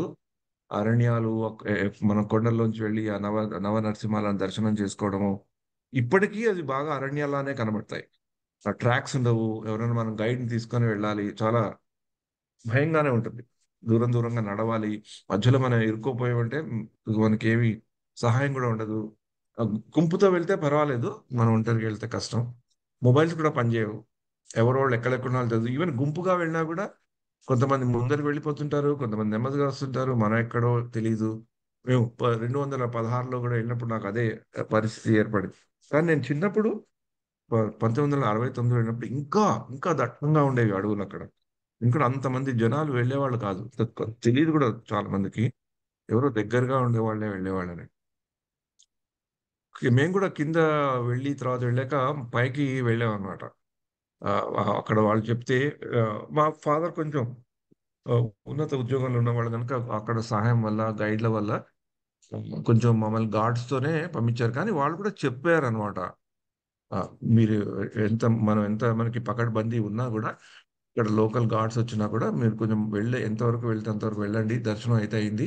లేకపోతే ఒక సమయం రాగానే మీరు మటుకు వెనక్కి వచ్చేయండి అని ఆ, చెప్పారనమాట. ఎందుకంటే మీకు ఇప్పటికీ చెప్తారు. ఈ మామూలుగా 1-2 గంటల తర్వాత అయ్యాక కిందకి వచ్చేయడానికే ప్రయత్నించాలి. ఎందుకంటే 2 రీజన్స్. ఒకటి అక్కడ ఈ ఎలుగుబంట్లు అలాంటివి కూడా తిరుగుతుంటాయి. ఇంకొన్ని మన హాని కలిగించే జంతువులు కూడా తిరుగుతుంటాయి. ఒకప్పుడు ఆ ట్రైబల్ విలేజ్ లో వేటగాళ్ళు వాళ్ళు కూడా ఉంటారు. వాళ్ళు ఏమైనా మనని అపార్థం చేసుకొని మన మీద బాణం కొట్టడానికి కూడా ప్రయత్నిస్తారు. అలాంటి వేటగాళ్ళని కూడా మేము చూసాం. 216లో వెళ్ళినప్పుడు వాళ్ళ బాణాలకి ఎట్లా వాళ్ళు ఇలా విషం లాంటిది పూసి వదులుతారు. అవి వాటిని జంతువులను చంపడానికి వాడతారు. ఒకప్పుడు వాళ్ళు జంతువులను చంపడానికి వదిలినప్పుడు అది మనకు తగిలితే మనకు కూడా హానికరం. సో అలాగా ఉంటాయి ఇప్పటికీ. 216లో వెళ్ళినప్పుడు కూడా ఆ పరిస్థితి చూశాను నేను. కానీ 1968-69 వెళ్ళినప్పుడు ఇంకా దట్టమైన కానీ అప్పుడు మా నాన్నగారికి ఏంటంటే ఆయన కొంచెం హేతువాదంలో ఉండేవాళ్ళు అనమాట. రేషనలిస్టిక్ థింకింగ్ అంటారు కదా. ఆయనకి అన్ని ఒక రుజువు ప్రూఫ్ ఉంటే గానీ ఆయనకి అంత నమ్మకం కలిగేది కాదు. భగవంతుడి మీద భక్తి ఉన్నా, భగవంతుడి మీద కొంచెం నమ్మకం ఉన్నా ఈ యొక్క దృష్టికోణం మా ఫాదర్కి ఉండేది. ఏమైతుంది ఏం కాదని అందరినీ తీసుకెళ్లారు. ఆ 12-1 గంట దాటిపోయింది. మీరు అప్పటికి మా అమ్మగారు చెప్తున్నారు వెళ్ళిపోదాం వెళ్ళిపోదాం. ఏం కాదు ఏం కాదు ఏం కాదు అని కొంచెం వెళ్ళాం దర్శనం చేసుకున్నాం. వస్తుంటే 1 గంట కూడా దాటిపోయింది. ఆ దట్టమైన మహారణ్యం ఎందుకని చెప్పానంటే ఆయన ఆ పెద్ద అడవుల్లో ఆ సూర్యకాంతి కొంచెం పొద్దున వస్తుందేమో కానీ మధ్యాహ్నం అయ్యాక టకాటకా సూర్యకాంతి బాగా పడిపోతుంది. చాలా ఈజీగా చీకటి పడిపోతుంది. మేము దిగుతుంటేనే చీకటి కొంచెం బాగా చీకటి కమ్మినట్లే అనిపించింది మాకు. దాంట్లో మాకు అక్కడ ఈ ఎలుగుబంట్లు ఉంటాయి కదా వాటి యొక్క అరుపు వినబడింది. అంటే ఎక్కడో ఒకటి దగ్గరలోనే ఉన్నాయన్నట్లు మాకు తెలిసింది. అరుపు, ఇంటెన్సిటీ ఆఫ్ ది సౌండ్ కూడా ఉంటుంది కదా. ఆ శబ్దం ఎంత దూరం నుంచి వస్తుంది, ఎంత దగ్గర నుంచి వస్తుందో మనకు తెలుస్తుంది కదా. అది అది నేను విన్నాక, నేను చిన్న పిల్లవాడిని కదా, 8-9 ఏళ్ల పిల్లవాడినప్పుడు నాకు చాలా ఫస్ట్ వాళ్ళు చెప్తుంటే విన్నది నాకు తెలుసు. ఆ విన్నది కొంచెం మా నాన్నగారు ఉల్లంఘించి వెళ్ళేస్తున్నారని అది కూడా కొంచెం బాధగానే ఉంది. కానీ ఏదో ఎక్సైట్మెంట్ ఉంది. ఈ అడవిలోకి వెళ్తున్నాం, నేను మళ్ళీ నా క్లాస్మేట్స్ చెప్పుకోవచ్చు అనే ఆ ఆ యొక్క జోష్ కూడా ఉండేను. కానీ అది అరిచాక నాకు భయం పట్టుకుంది అనమాట. ఆ భయం ఎలాంటిదో ఒక ఇది అంటారు కదా, ఆ భయాన్ని కూడా ఒక పట్టేస్తుంది మనకి. భయం ఉండి భయం వెళ్ళిపోవడం ఒకటి. ఆ భయం మన గట్టిగా మనసులో హత్తుకుపోతుంది అనమాట. భయం పట్టుకొని గట్టిగా మా అమ్మని పట్టేసుకొని ఏడుపు నేను. ఆ, బాగా భయపడి ఏడ్చాను అనమాట. ఏడ్చినప్పుడు నన్ను సంజాయించి మొత్తానికి తీసుకొచ్చేసారు. కానీ కొన్ని ఏళ్ల వరకు నాకు రాత్రి కలలో వచ్చేది. ఆ రాత్రి కల్లో సడన్ గా లేచి మళ్ళీ మా అమ్మని గట్టిగా పట్టుకునేవాడిని. నన్ను ఏదో వెలుగుబండి వచ్చి చంపేసినట్లు చీట్ చేసినట్లు. అంటే ఆ అరణ్యములో అలాంటి సీన్స్ ఉంటాయి అన్నమాట. అందుకనే ఈ మహారణ్యంలో, కానీ అర్జునుడు అలాంటి అరణ్యంలో ఉన్నాడా? లేడు. అలాంటి అరణ్యం కంటే ఘోరమైన అరణ్యంలో ఉన్నాడు అర్జునుడు. ఏంటది? దట్టమైన చెట్లు, పుట్టలు, పాములు, ఎలుగుబంట్లు ఉండే మహారణ్యం కాదు. ఆ మహారణ్యం కంటే మోహమైన అరణ్యంలో ఉన్నాడు. ఆ మోహమైన అరణ్యం ఏంటి? చెట్లు, చామలు ఉండే చెట్లు, ఈ జంతువులు ఉండే అరణ్యంలో ఉంటే మన ఎవరో తీసుకొచ్చేస్తారు. ఎందుకంటే అది భౌతికంగా కనబడేది. భౌతిక స్థితిలోంచి అక్కడి నుంచి మనం ఎవరైనా గుంజుకొచ్చేస్తే మనం దాని నుంచి దూరం అయిపోతాం. అప్పుడు బాధ లేదు. కానీ మన మనస్సులో ఉండి మన మోహం అనే స్థితి బయట లేదు కదా. మన బయట కనబడుతుంటే ఎవరైనా మనం గుంజుకొని దాని నుంచి సరి చేస్తారు. మనకి ఏదైనా ఒక చిన్న కట్ అయితే, రక్తం వస్తుంటే ఎవరైనా చిన్న డాక్టర్ అయినా కొంచెం తెలిసిన వాళ్ళైనా కట్టి ఆ రక్తాన్ని ఆపుతారు. కానీ మనం మనసులో బాధపడుతుంటే మానసిక మనకి జబ్బు వస్తే అది చాలా కష్టం. అందుకని మానసికంగా బాధపడే వాళ్ళ జబ్బులని ఆ త- డబ్బులను ట్రీట్మెంట్ చేయడం చాలా కష్టం. ఈ మధ్య మా యొక్క కాంగ్రిగేషన్ లో కూడా ఒక భక్తుడికి చాలా చాలా సీనియర్ సిన్సియర్ అయిన భక్తుడికి కూడా ఆ యొక్క రోగం రావటం, ఆ రోగం నుంచి అతను బయటపడడానికి చేయవలసిన కృషి, పరిస్థితి కూడా మేము దగ్గరగా ఉండి చూసాం. అయ్య బాబోయ్ ఇలా కూడా అయిపోతుందా అంటే అప్పుడు ఆ బాధపడేవాడికి పడడమే కాకుండా పక్కన ఉన్న వాళ్ళకి కూడా చాలా బాధ. ఫ్యామిలీ మెంబర్స్ కి, ఆ భక్తుడితో ఉన్న మిగతా సదస్సులు కూడా ఇంకా బాధ. ఏమైపోతుంది వీళ్ళకని. ఆ మానసిక రుగ్మత అనేది ఉంది, చాలా కష్టం. ఇప్పుడు అర్జునుడికి ఉండేది ఆ మోహ. ఇంతకలా మాతాజీ చెప్పినట్లు దట్టమైన మోహారణ్యంలో కూరుకుపోయాడు. మరి అతను మోహారణ్య మనకు అతను ఏం బాధపడుతున్నాడో తెలియదు కదా. కానీ భగవంతుడు కృష్ణుడు ఈ యొక్క తెలుసుకొని ఆ అర్జునుని, ఆ మోహమైన అరణ్యంలో చిక్కుకున్న అర్జునుడిని, తన మనోస్థితి వల్ల, తను తెచ్చుకున్న మనోస్థితి వల్ల బాధపడుతున్న అర్జునుడిని బయటకి తీయడానికి ఈ జ్ఞాన యోగము, ఈ కర్మయోగము, నిష్కర్మ కామయోగము చెప్తూ ఈ బుద్ధి యోగం ద్వారా యోగం అనే పరిస్థితి, యోగం అనే దానికి ఒక మంచి వివరణ మనకి ఈ శ్లోకంలోను, వచ్చే శ్లోకంలోను కృష్ణుడు చెప్తాడనమాట. ఈ ఆ యోగాన్ని ఎప్పుడైతే, ఆ నిజమైన యోగాన్ని మనం అర్థం చేసుకుంటామో, మనం కూడా ఒక దట్టమైన అరణ్యంలోనే ఉన్నాం. మనకి బాధ రెండు. మనకి దట్టమైన అరణ్యాలు, ఒకటి భౌతికంగా కనబడే అరణ్యంలో ఉన్నాం మనం. ఎప్పుడు ఎక్కడ ఎలాంటి ఆపద వస్తుందో, ఎవరిని మనం ఎలా, ఏ పరిస్థితులు మనని ఎలా తీసుకెళ్ళి ఇంకొకరికి బాధ కలిగించే పరిస్థితి కలిగిస్తుందో, ఏ పరిస్థితులు మనల్ని తీసుకెళ్ళి ఇంకొకరిని మోసం చేసే పరిస్థితి కలిగిస్తుందో, ఎవడెవడు వచ్చి మన్ని మోసం చేస్తాడో, మన్ని బాధ కలిగిస్తాడో, మనకి హాని కలిగిస్తాడో అనే అరణ్యంలో మనం ఉన్నాం. అలాగే మనం మోహమైన అరణ్యంలో కూడా ఉన్నాం. ఏది మంచి, ఏది చెడు అని తెలియని అరణ్యంలో మనం ఉన్నాం. అర్జునుడి కంటే మనం ఇంకా దారుణమైన పరిస్థితులు ఉన్నాం. అని అర్జునుడి అంత శక్తివంతులం కూడా కాదు. అర్జునుడికి భగవంతుడి దగ్గర కానీ భగవద్గీతను బోధించే ఆ పరిస్థితి లేదు. అలా చూసుకుంటే మనం ఎన్నో విధాలుగా చాలా దారుణమైన పరిస్థితిలో ఉన్నాం. కానీ ఆ భగవద్గీతని చదువుకొని, అనుసంధానం చేసి, వివరించి, పాటించి, దానివల్ల ప్రవర్తన చెంది, ప్రవర్తింప చేసిన పెద్దలు రాసిన భాష్యాలు, పెద్దలు చెప్పిన విషయాలు మనకు అందుబాటులో ఉన్నాయి కనుక వాటిని ఆశయాగా తీసుకొని మనం యోగం అంటే ఏంటి అనేది అర్థం చేసుకొని ముందరికి వెళ్ళడానికి మనం ప్రయత్నించవచ్చు. అది చెప్తూ ఈ యొక్క భక్తి యోగము, ఈ బుద్ధి యోగం గురించి అర్జునుడుకి కృష్ణుడు చెప్పడం జరుగుతుంది. అందుకని మనం ఈ ఈ అర్జునుడు ఈ బుద్ధి దట్టమైన మోహారణ్యంలోంచి ఎలా దాటడానికి కృష్ణుడు ఇంకా ఇంకా భగవద్గీతలో అర్జునుడికి ఏం చెప్పాడు అనేది తెలుసుకోవడానికి ప్రయత్నించడానికి, అర్జునుడు ఇట్లాంటి పరిస్థితిలో ఉన్నాడని మనం ఎప్పుడైతే తెలుసుకుంటామో అప్పుడు కృష్ణుడు అర్జునుడికి అవేవి ఎందుకు చెప్పాడో మనకి అర్థమవుతుంది. అలా ఇది ఈ 52వ శ్లోకం చదువుకున్నాక 53వ శ్లోకం కూడా మనం తలుచుకున్నాక మనం ఆ యోగాలు ఏంటి అనేవి తెలుసుకుని ఇవాళ మన యొక్క చర్చని సమాప్తి చేద్దాం, చర్చకి సమాప్తం చేద్దాం. యా మాతాజీ ఇది చదువుతారా? శృతి విప్రతి.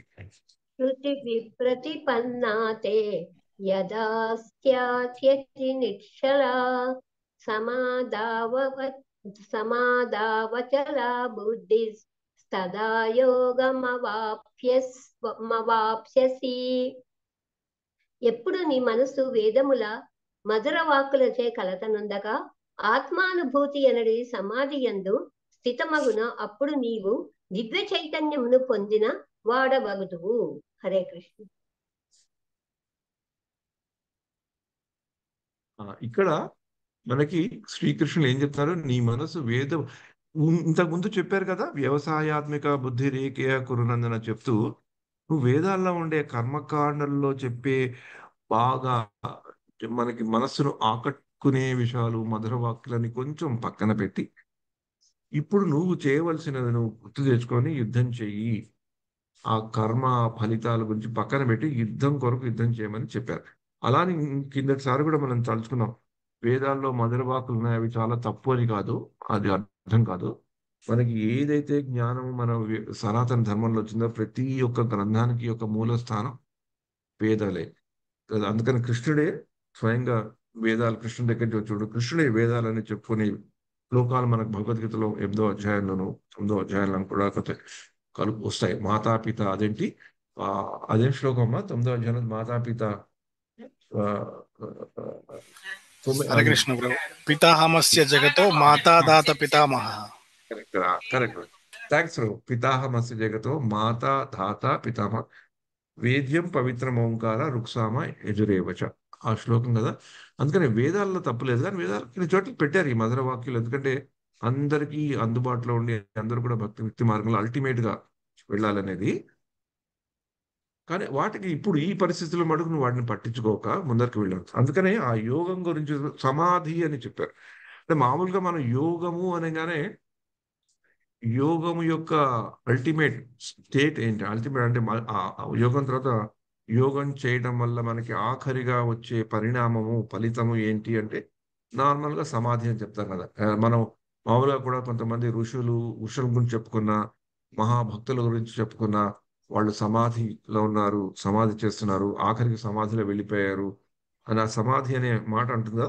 అందుకనే కూడా ఈ పెద్ద పెద్ద వాళ్ళు, ఈ సన్యాసాశ్రమంలో ఉన్న వాళ్ళు ఆహ్, మా ఎంతో లోక లోక రక్షణ కొరకు, లోక శ్రేయస్సు కొరకు ఎంతో పనులు చేసి వాళ్ళు కూడా వాళ్ళు మరణించినప్పుడు కూడా వాళ్ళని మామూలుగా దహనం చేయకుండా వాళ్ళకి సమాధి చేస్తారు వాళ్ళని.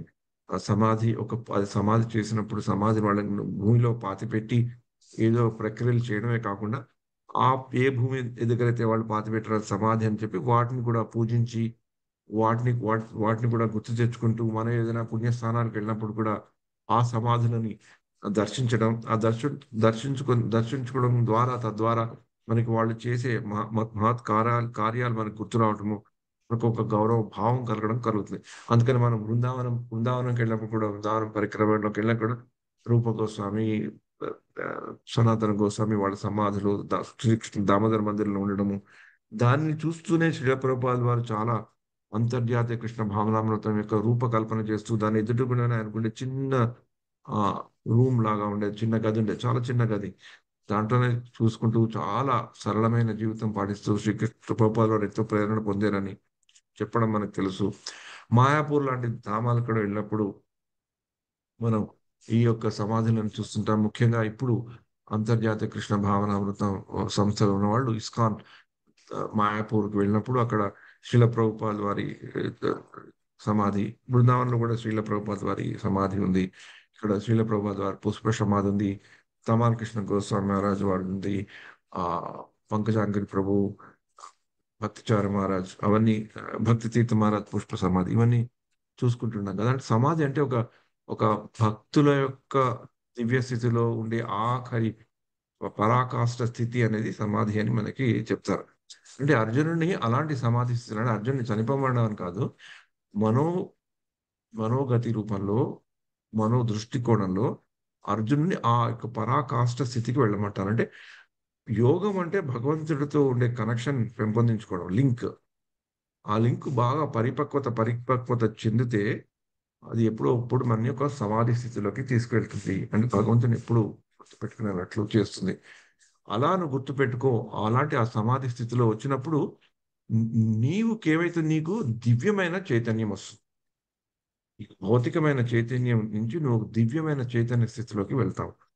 అంటే ఆ సమాధి స్థితి కేవలం మునులకు, సన్యాసులు ఆశ్రమంలో ఉండే వాళ్ళకి, ఆ మహాభక్తులకేనా, మనకు కూడా అలాంటి ఏమైనా దివ్య చైతన్యం యొక్క ఝలక్ అంటాం కదా! మన హైదరాబాద్ భాషలో. ఆ కొంచెం ఆ యొక్క టేస్ట్ మనకి తగులుతుందా? లేదా? తగలాలా? తగలకూడదా? అనే స్థితిని ఇక్కడ చెప్తున్నారనమాట. అంటే మనకి సమాధి అని బాగా ఈజీగా గుర్తుపెట్టుకోవాలంటే సమాధి స్థితి ఏంటి అంటే, మనకి పద్మ పురాణంలో శివుడు పార్వతీమాతకి భక్తి యోగం గురించి చెప్తున్నప్పుడు గోల్డెన్ రూల్ ఆఫ్ భక్తి అని శ్రీల ప్రభుపాద వారు దాన్ని వర్ణించారనమాట. ఒక నిర్దేశం. గోల్డెన్ రూల్ ఆఫ్ భక్తి అంటే బంగారం వంటి ఒక సూక్తి శివుడు పార్వతికి చెప్తారనమాట. స్మర్తవ్య సతతం విష్ణోర్ విస్మర్తవ్య న జాతుచిత్ సర్వే విధి నిషేధస్యోర్ ఏతయోర్ ఏవ కింకరః అని చెప్పారు. అంటే స్మర్తవ్య సతతం విష్ణోర్ విస్మర్తవ్య న జాతుచిత్ సర్వే విధి నిషేధస్యోర్ ఏతయోర్ ఏవ కింకరః. స్మర్తవ్య సతతం విష్ణువుని భగవంతుడిని ఎప్పుడూ తలుచుకో. అది సాధన భక్తి. భగవంతుడిని ఎప్పుడో తలుచుకోవడానికి ప్రయత్నం చేయడం. మన జపం చేయడం ద్వారా, భక్తులతో మాట్లాడడం ద్వారా, భగవంతుడిని లీలలు తలుచుకోవడం ద్వారా, భగవద్గీత లాంటి విషయాలను పారాయణం చేయడం వల్ల అది భగవంతుడిని గుర్తుపెట్టుకునే స్థితి. అది మన సాధన భక్తిలో ఉండే స్థితి. అలా ఆ సాధన భక్తి స్థితిలో మనం బాగా సాధన చేస్తూ ఉంటే విస్మర్తవ్యాన జాతుచేత్. మనం ఏ స్థితికి వెళ్తామంటే భగవంతుడిని మర్చిపోగలేకుండా ఉండే స్థితి. భగవంతుడిని గుర్తుపెట్టుకోవాల్సిన స్థితి ఒకటి. భగవంతుని మర్చిపోలేకుండా ఉండే స్థితి సమాధి స్థితి. ఈ రెండు ముఖ్యమైనవి. భగవంతుణ్ణి గుర్తుపెట్టుకోవడము, భగవంతుణ్ణి మర్చిపోకుండా ఉండేటట్లు మన జీవితాన్ని మనం తయారు చేసుకోవడం. అంటే భగవంతుని ఒక కేంద్ర బిందువు కింద మనం మన జీవితాన్ని బలవలుచుకోగలిగితే, మనం చేసే పనులలో చేసే వాటి యొక్క కర్మ ఫలాన్ని భగవంతుడికి అర్పించగలిగితే, మనం అప్పుడు చేసేవన్నీ భగవంతుడికే అవుతాయి. కాబట్టి యత్కరోషేదశ్నాసియత్ యోషిద దాసియత్. అలాంటి జీవితాన్ని మనం మన జీవితాన్ని మలుపుకోగలిగితే మనం కూడా ఒక సమాధి స్థితిలోనే వెళ్తాం. అందుకనే ఇంకా ముందు ముందు భగవద్గీతలో ఒక భాష్యాల్లో ప్రభుపాల్ వారు గృహస్థాశ్రమంలో ఉండేవాళ్ళు కూడా ఒక సన్యాసి స్థితిని సమాధి స్థితికి వెళ్ళవచ్చు అనే సన్యాస స్థితికి వెళ్ళవచ్చు. సన్యాసమే తీసుకోక్కర్లేదు. ఈ స్థితిలో స్మర్తవ్య సతతం విష్ణు విస్మర్తవ్య అన్న జాతి ఈ ఒక్కటి పాటిస్తే మనం ఆ స్థితిలో అంటే ఆ పరాకాష్ఠ స్థితికి వెళ్ళవచ్చు అని చెప్పారనమాట.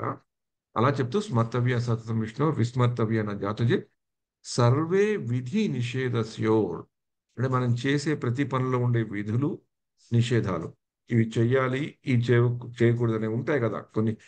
అవి వాటి గురించి మనకు చెప్తారు కదా, ఎందుకంటే సక్రమంగా చేయాలి అని. సర్వే విధి నిషేధసోర్ ఏతయోర్ ఏవ కింకరః. అంటే ఈ విధులు నిషేధాలు ఉంటాయే, అవి ఈ మౌలికమైన రెండు సిద్ధాంతాలు, రెండు సూచనలు ఉన్నాయే. ఎప్పుడు భగవంతుని గుర్తుపెట్టుకోవడం, భగవంతుని ఎల్లప్పుడూ మర్చిపోకుండా ఉండే స్థితికి ఈ రెండు విధులు నిషేధాలు ఏతయోర్ ఏవ కింకర, ఇవి వాటి యొక్క సర్వెంట్స్ లాంటివి అన్నమాట. కింకరులు అంటే సర్వెంట్, దాసులు. ఏవి దాసులు? నిషేధాలు చేయవలసిన పనులు ఆ రెండు సూత్రాలకి దాసులు అని చెప్పారు. అంటే మనం ఈ నిషే పాటించవలసినవి కూడనివి మనం గుర్తు పెట్టుకొని అవి చేయాల్సినవి ఉన్నాయి. మన సాధన భక్తిలో అవి ముఖ్యమైన అంశాలే. కానీ అవే మనని భగవంతుడి దగ్గరికి తీసుకెళ్తా అనుకోవడం కొంచెం గల్లంతైన విషయం అన్నమాట. అవి మనని భగవంతుడి దగ్గరికి వెళ్ళి చూడడానికి మార్గాన్ని చూపెడతాయి మనకి. కానీ వాటి ఆధారం వల్లనే వెళ్ళవు. ఆధారం చేసుకుంటూ మనం భక్తిని పెంచుకోగలగాలి. అవి ముఖ్యమైన విషయం. కానీ సాధారణంగా మనం చూసేది ఏంటంటే, కొంతమంది భక్తి మార్గంలో వచ్చిన వాళ్ళు కొంతమంది బాగా చేసే వాటి మీదే బాగా ఫోకస్ చేస్తారు, కొంతమంది చేయని వాటి మీద ఫోకస్ చేస్తారు. అవి మిగతా వాళ్ళు కూడా చెప్తుంటారు, నువ్వు అది చేయొద్దు, నువ్వు ఇలా చేయొద్దు, అక్కడ పెట్టొద్దు, ఇక్కడ పెట్టొద్దు, అలా చేయి, ఇలా కట్టుకో, అలా కట్టుకో, కండవా ఇలా పెట్టుకో, అలా దండం పెట్టు, ఇలా దండం పెట్టుకోవడం, 2 సార్లు చేయి, 3 సార్లు చేయి, 4 సార్లు చేయి, 7 సార్లు చేయి. మంచిదే, అవన్నీ అలా చేయాలని, సక్రమంగా చేయాలని చెప్పారు. కానీ అవి కావు, అవి ముఖ్యం కావు. ముఖ్యం ఏమంటే అవి ఎందుకు చేయాలి? ఈ రెండు వీటిని సాధించడానికి. కానీ అది చెయ్యాల్సిన వాడిని చేయాలి కావని కాదు. ఎందుకంటే మనం చాలా భక్తిత్వ మార్గంలో చేసే వాళ్ళలో చాలా మంది చూపెడుతుంటారు, అరిటాకు ఇలా పెట్టు, అరిటాకు అలా పెట్టు. కరెక్టే, చేయవలసింది అలా వాళ్ళు చెప్పిందని నేను చేయకూడదని, నేను చేయనని నేను చెప్పట్లేదు. కానీ అది కాదు, అది బిగినింగ్ కాదు, అది ఎండు కాదు, ముందు కాదు అంతం కాదు. బిగినింగ్ ఎండ్ ఉండేది ఇది సమాధి స్థితి. భగవంతుని ఎప్పుడు గుర్తుపెట్టుకోవడం, భగవంతుని ఎప్పుడు మర్చిపోకుండా ఉండేలా చేయడం, అది ఆ స్థితికి అర్జునుడిని కృష్ణుడు తీసుకెళ్ళడానికి ప్రయత్నిస్తున్నాడు అన్నమాట. అందుకని ఈ సమాజ స్థితి గురించి చెప్పారు. ఈ సమాధి స్థితిలో పాటించే యోగుల పరిస్థితి ఏంటి అంటే, వాళ్ళు ఎప్పుడూ భగవంతుడు కృష్ణుడి యొక్క దాసులమే అని భావించుకునేవాళ్ళు. అలా ఆ భావనతో పనిచేసేవాళ్ళు ఒకళ్ళైతే, మనం జీవితంలో చేసే ఏకమాత్రమైన ముఖ్యమైన భక్తిత్వంలో చేసే పని ఏంటి అంటే, ఎంతవరకు వీలైతే అంతవరకు కృష్ణ భావనామృతంతో ఉండి చేయడం. అంటే భగవంతుడిని నమ్మి, భగవంతుడి మీద విశ్వాసం ఉండి, మనం చేసే ప్రతి పనిలో ఒక ఫలం భగవంతుడే భోక్త అని తలుచుకొని ఆ ప్రక్రియలో చేసేది ఇది కరెక్ట్ అయిన యోగం. ఒక యోగం ఏంటి? భగవంతుడి దాసుడి కింద ఉండడం. మనం చేసే ప్రతి పని కూడా భక్తిలో ఉండి చేయడం ఒకటైతే, అప్పుడు మనం ఆ యోగులు అప్పుడు మనకు ఒక సమన్వయ స్థితి, మన జీవితంలో మనం నడుపుకునే కార్యక్రమాల్లో మనకు ఒక సమన్వయ స్థితి వస్తుంది. భగవంతుడు ఆశించిన, భగవంతుడు ఉద్దేశించిన సమన్వయ స్థితిని కల్పించుకోవడం, అంటే సమతుల్యమైన స్థితిని కల్పించుకోవడం. అంటే కష్టం వచ్చిన ఇందాల భగవద్గీతలో చెప్పినట్లు జయ జయో లాభాలాభో శుభాశుభో మాత్రా స్పర్శాస్తు పొంతయ శీతోష్ణ సుఖదుఖ, ఏ స్థితిలో ఉన్నా కూడా మనకు ఒక సమన్వయ స్థితిలో ఉండి ఈ యొక్క ప్రిన్సిపల్ని ఎప్పుడూ భగవంతుని గుర్తుపెట్టుకోవడం, భగవంతుని ఎల్లప్పుడూ మర్చిపోకుండా ఉండే స్థితిని లో ఉండే సమన్వయ స్థితిని ఉండడం, ఆ కృష్ణుడు ఉండే దివ్య స్థితిని, కృష్ణుడు చెప్పే దివ్య జ్ఞానాన్ని అర్థం చేసుకోవడం, ఆ ఆ ఆ ఆ ఈ వేద వాంగ్మయాల్లో అని గీత దాంట్లో కానీ దివ్యమైన విషయాలు, అంటే మామూలుగా భౌతికమైన విషయాలు ఏంటి, దాని తత్పరంగా ఉండే దివ్యమైన సందేశాలు ఏంటి అని తెలుసుకోవడం. ఇది ఎందుకు చాలా ముఖ్యం అంటే, మామూలుగా సర్వసాధారణంగా మనం ఎంతో మందిని చూస్తున్నాం. మేము భగవద్గీత చదువుకున్నాం, భగవద్గీత అక్కడ విన్నాం, ఇక్కడ విన్నాం, కానీ భగవద్గీతలో ఏం నేర్చుకున్నాం అంటే, వాళ్ళు ఏదో కర్మ చేయాలి, మంచిగా ఉండాలి, నేను మంచిగా ఉంటే మంచి మంచి అయిపోతుంది చాలు, నేను మంచి పనులు చేస్తే మంచిగా ఉంటాను, నేను నా కర్మ చేస్తున్నాను అది చాలు అనుకుంటారే. అది కరెక్టే, తప్పని ఎవరు అనట్లేదు, కానీ అది పూర్తి కరెక్ట్ కాదు. కేవలము వాళ్ళు భగవద్గీతని ఒక భౌతికమైన పరంగానే ఆలోచిస్తున్నారు, కానీ భగవద్గీతలో దానికంటే ఇంకా దివ్యమైన ఆదేశాలు, ఉద్దేశాలు ఉన్నాయి. ఆ దివ్యమైన ఆదేశాలు పాటించడం వలనే మనం ఈ జన్మ మృత్యు జర వ్యాధి నుంచి బయట పడగలమనే నమ్మకం కలగటం, అది ఒక యోగ స్థితి అయితే, భగవంతుని యొక్క ఈ ఆ దివ్యమైన జ్ఞానం మీద మనకు ఒక నిశ్చయాత్మకమైన విశ్వాసం కలిగి ఉండడం, ఆ దివ్యమైన విశ్వాసకతమైన జ్ఞాన స్థితిని ప్రాప్తి పొందాలని అనుకోవడం. అంటే నాకు ఈ దివ్యమైన విషయాలు కృష్ణుడు చెప్తున్నారు. తస్మా సర్వేషు కాలేషు ఆ, మా మనుస్మర యుద్ధచ, నన్ను బుద్ధిని మనసుని పెట్టి యుద్ధం చేయమంటున్నారు. కర్మణ్యే వాధికారస్తే, నువ్వు నీ కర్మల యొక్క ఫలితానికి నువ్వు అధికారం కావు, హేతువు కూడా కావు అనే ఈ యొక్క జ్ఞానమైన విశేషాలకి మీద మనకి ఒక నిశ్చయాత్మకమైన అభిప్రాయం ఉండాలి. అంటే దీన్ని ఎవడు వచ్చి మళ్ళీ ఇంకోళ్ళు ఎవరైనా చెప్తే కాదు, ఇది తప్పు, దీన్ని ఇలా అనుకోవాలి అలా అనుకోవాలి అని చెప్పినప్పుడు మనం అటు ఇటు భయపడకుండా, వాళ్ళని పట్టుకోకుండా, మనకి వీటి మీద ధైర్యం ఉండాలి, వీటి మీద విశ్వాసం ఉండాలి. అందుకని ఈ విశ్వాసాన్ని పెంపొందించుకోవాలి. ఈ విశ్వాసాన్ని మనం గట్టిగా మన దగ్గర పెట్టుకోవాలనుకుంటే, మనం ఎప్పుడు మన జోబులో, మన పర్సులోనో, మన మొబైల్లోనో ఎక్కడో అక్కడ భగవద్గీతలో ఉండే 2వ అధ్యాయం 41 శ్లోకం గుర్తుపెట్టుకోవాలి. నేహాభిక్రమ నాశోస్తి. కొంచెం చేసినా కూడా, తప్పుడు కింద చేసినా కూడా, పూర్తి చేయలేకపోయినా కూడా దాని నుండి వచ్చే ఫలితం ఉంటుంది కనుక నిశ్చయాత్మకంగా నేను ఈ యొక్క విషయాన్ని గుర్తుపెట్టుకొని ముందరికి వెళ్తాను అనేది మనం ఎప్పుడైతే చేస్తామో, వీటన్నిటినీ చేస్తూ వీటన్నిటినీ మనకి అర్థం చేసేటట్లు దర్శింపజేసే గురువులు, సాధువులు, శాస్త్రాలు, వాటిని నమ్ముకొని వాటి మీద మన మనస్సుని, భారాన్ని, విశ్వాసాన్ని పెట్టి ఎప్పుడైతే మనం ముందరికి వెళ్తామో, అప్పుడు కేవలము భగవద్గీత ఒక భౌతికపరమైన బుద్ధిని, భౌతికపరమైన ఫలితాన్ని మనకి ఇవ్వటమే కాకుండా, ఆ భగవద్గీతలో ఉండే దివ్యమైన అర్థాన్ని, పరమార్థాన్ని మనకి మనకి తెప్పించి మన దగ్గరికి చూపెట్టిన, మన దగ్గరికి ఇచ్చిన గురువులు, సాధువులు, శాస్త్రాల్ని మనం నమ్ముకుంటే, అప్పుడు ఇంకా ఇంకా భగవద్గీతలో కృష్ణుడు చెప్పేవి మనకి బాగా అర్థమవుతాయి. ఈ యొక్క శ్లోకంతో ఈ యోగ స్థితిని, యోగం అంటే ఏంటి బాగా దర్శింపజేసే ఈ శ్లోకాలు అయ్యాక, భగవద్గీతలో మనకి ఈ బుద్ధి యోగం అని ఆచార్యులు విశ్లేషించి చెప్పిన బుద్ధి యోగం అవుతుందన్నమాట. ఇవి కర్మయోగము, 2వ అధ్యాయంలో కర్మయోగం గురించి మొదట అర్జునుడు శ్రీకృష్ణుడిని శరణాగతి వేడి నాకు శ్రేయస్కరం ఏదని చెప్పి అర్జునుడు ఒక గురువుగా భావించిన కృష్ణుడిని అర్జునుడు గురువుగా భావించి, తద్వారా కృష్ణుడి ద్వారా కర్మయోగము, ఆ తర్వాత జ్ఞానయోగము, కర్మయోగము, నిష్కర్మ కర్మయోగము, అదే బుద్ధి యోగము, ఇవన్నీ విన్నాక అర్జునుడు మళ్ళీ మాట్లాడడం మొదలు పెడతాడు అనమాట. ఆల్మోస్ట్ 50 శ్లోకాలు అయ్యాక, మొదటి శ్లోకంలో అర్జునుడి స్థితి చెప్పిన సంజయుడు, తర్వాత 2వ అధ్యాయంలో 7వ శ్లోకం, 8వ శ్లోకం, అలా కొన్ని శ్లోకాల్లో మాట్లాడిన అర్జునుడు మళ్ళీ 54వ శ్లోకంలో మాట్లాడడం మొదలు పెడతాడు. కానీ ఇప్పుడు అతను మాట్లాడే విధం వేరుగా ఉంటుంది. అంటే ఇవన్నీ ఏదో కొంచెం ఈ మాత్రలు, ఈ మందులు పడుతున్నాయి అన్నమాట. ట్రీట్మెంట్ తెలుస్తుంది. ఇప్పుడు నేను యుద్ధం చేస్తానా చేయననే ఆ ప్రశ్న మళ్ళీ 3వ అధ్యాయంలో వింతగా అడుగుతాడు అర్జునుడు. ఆ, కానీ ఇక్కడ మటుకు నేను ఇప్పుడు యుద్ధం చేయనా, చేయకూడదా, చేయాలా అనే కాకుండా, నువ్వు ఇన్ని నాకు చెప్పేవే, మీరు నాకు ఇన్ని చెప్పేది కర్మయోగము, జ్ఞానయోగము, బుద్ధి యోగము, నిష్కామ కర్మయోగం, ఇవన్నీ ఇలా టకా టకా టకా టకా నాకు చెప్పేశారే. వీటిలన్నిటినీ తెలుసుకున్న వాళ్ళు ఎవరైనా ఉన్నారా? వాళ్ళు ఉంటే వాళ్ళు ఎలా ఉంటారు? వాళ్ళు ఏం మాట్లాడతారు?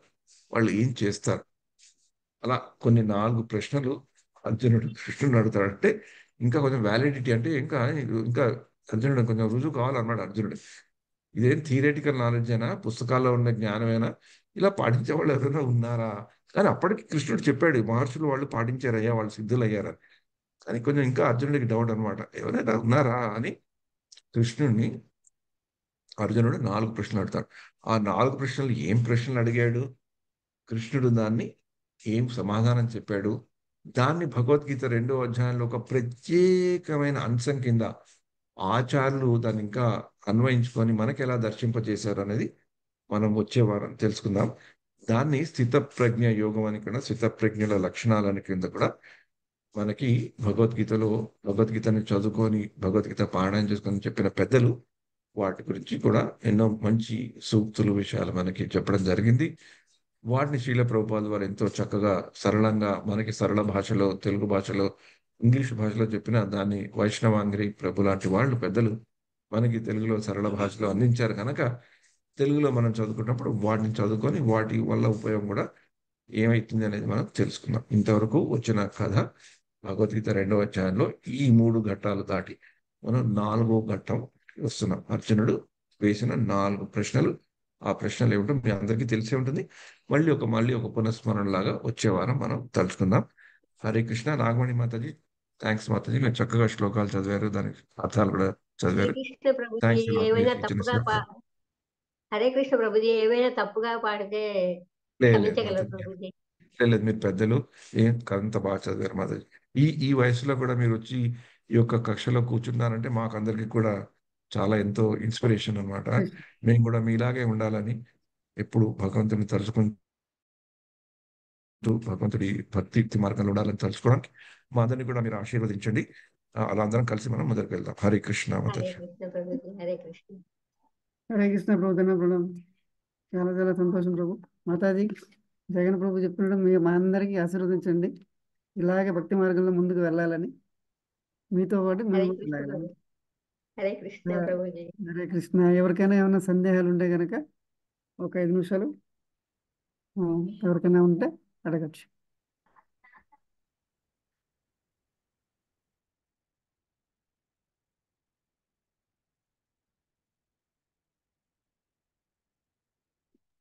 ఓకే, ఎవరికి ఏం సందేహాలు లేకపోతే కనుక మనం తర్వాత నరసింహ ప్రేయర్ చేసుకుందాం. ఎవరికైనా ఏమన్నా ప్రేయర్స్ రిక్వెస్ట్లో ఏమన్నా చెప్పచ్చు. ముందుగా మనకు పూజ్యులైన జపతాస మహారాజు యొక్క ఆరోగ్యం గురించి మరియు చిత్తేర ప్రభు యొక్క ఆరోగ్యం గురించి, ఇంకొక ముఖ్య విషయం, దామోదర్ దేశ్లో ప్రభామాతాది 2 రోజుల ముందే దేహత్యాగం చేశారు. వారి యొక్క ఆత్మ భూలోకం చేరాలని మనస్ఫూర్తి కోరుకుంటూ మనం ప్రేయర్ చేసుకుందాం. ఇంకెవరికైనా ప్రేయర్ రిక్వెస్ట్ ఉంటే చెప్పచ్చు.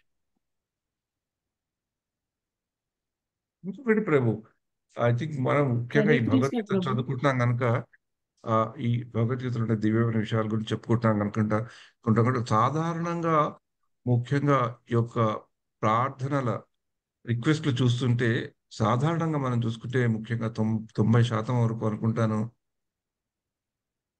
ఏదో శారీరకంగా బాధలు, ఆరోగ్య ఆర్థిక పరిస్థితులు ఉండే బాధల గురించి ప్రార్థన చేసుకోవడం జరుగుతుంది. ఐ థింక్ వాటితో పాటు, వాటికంటే కూడా ముఖ్యంగా మన మనస్సు, బుద్ధి మన అందరిది కూడా బాగా ఉండాలని, ఆ బుద్ధి వక్రీకరించకుండా ఉండాలని మనం ప్రార్థించుకోవాలి. అది ముఖ్యం అనుకుంటాను నేను. అది కూడా ముఖ్యం అనుకుంటాను. శారీరకమైన బాధలు ఉంటాయి, పోతాయి, వస్తాయి. కానీ మనసు వక్రీకరించడం వల్ల మనం చేసే తప్పుడు పనులు ఉంటాయే, అవి చాలా చాలా డేంజరస్. ఎందుకంటే శారీరకంగా బాధ ఉంటే నాకే ఆ బాధ ఉంటుంది, నేను ఉంటాను, తర్వాత పోతాను, అయిపోతాయి. కానీ మన మనస్సు వక్రీకరించి మనం ఆ, చెడ్డ పనులు చేస్తుంటామే, దాటి వల్ల మనకే కాదు, మన తోటి వాళ్ళకి, వచ్చే తరాల వాళ్ళకి కూడా ఎంతో హాని కలిగించి మనం అది కూడా ఒక బాధే. ఆ బాధ మనకు మామూలుగా డైరెక్ట్ గా తెలియదు. ఆ బాధ ఉండడం వల్ల మన హాస్పిటల్కి వెళ్తే వాళ్ళు ఏమన్నా మనం వక్రీకరించిన బుద్ధిని వాళ్ళు సరి చేయలేరు కదా. ఆ ఆ బుద్ధిని, ఆ వక్రీకరించిన బుద్ధిని కేవలము సాధు సంఘం ద్వారాను, ఇలా భగవద్గీత లాంటి వాటిని చదువుకోవడం వల్లను, వాటి మీద విశ్వాసం పెంచుకోవడం వల్లనే వస్తుంది. అలాంటి బాధల్లో ఉన్న వాళ్ళం కూడా ఉన్నాం గనక, మనమే కాదు ఎంతో మంది కూడా ఉన్నారు కనుక ఆ బాధ గురించి కూడా ప్రే చేయమని, నేను నా గురించి ప్రే చేయమని మీ అందరికీ చెప్తున్నాను. అలాగే మీకు కూడా ఉంటే, అలా అనిపిస్తే మీరు కూడా మీ అంతటా మీరు కూడా ప్రార్థించుకోండి.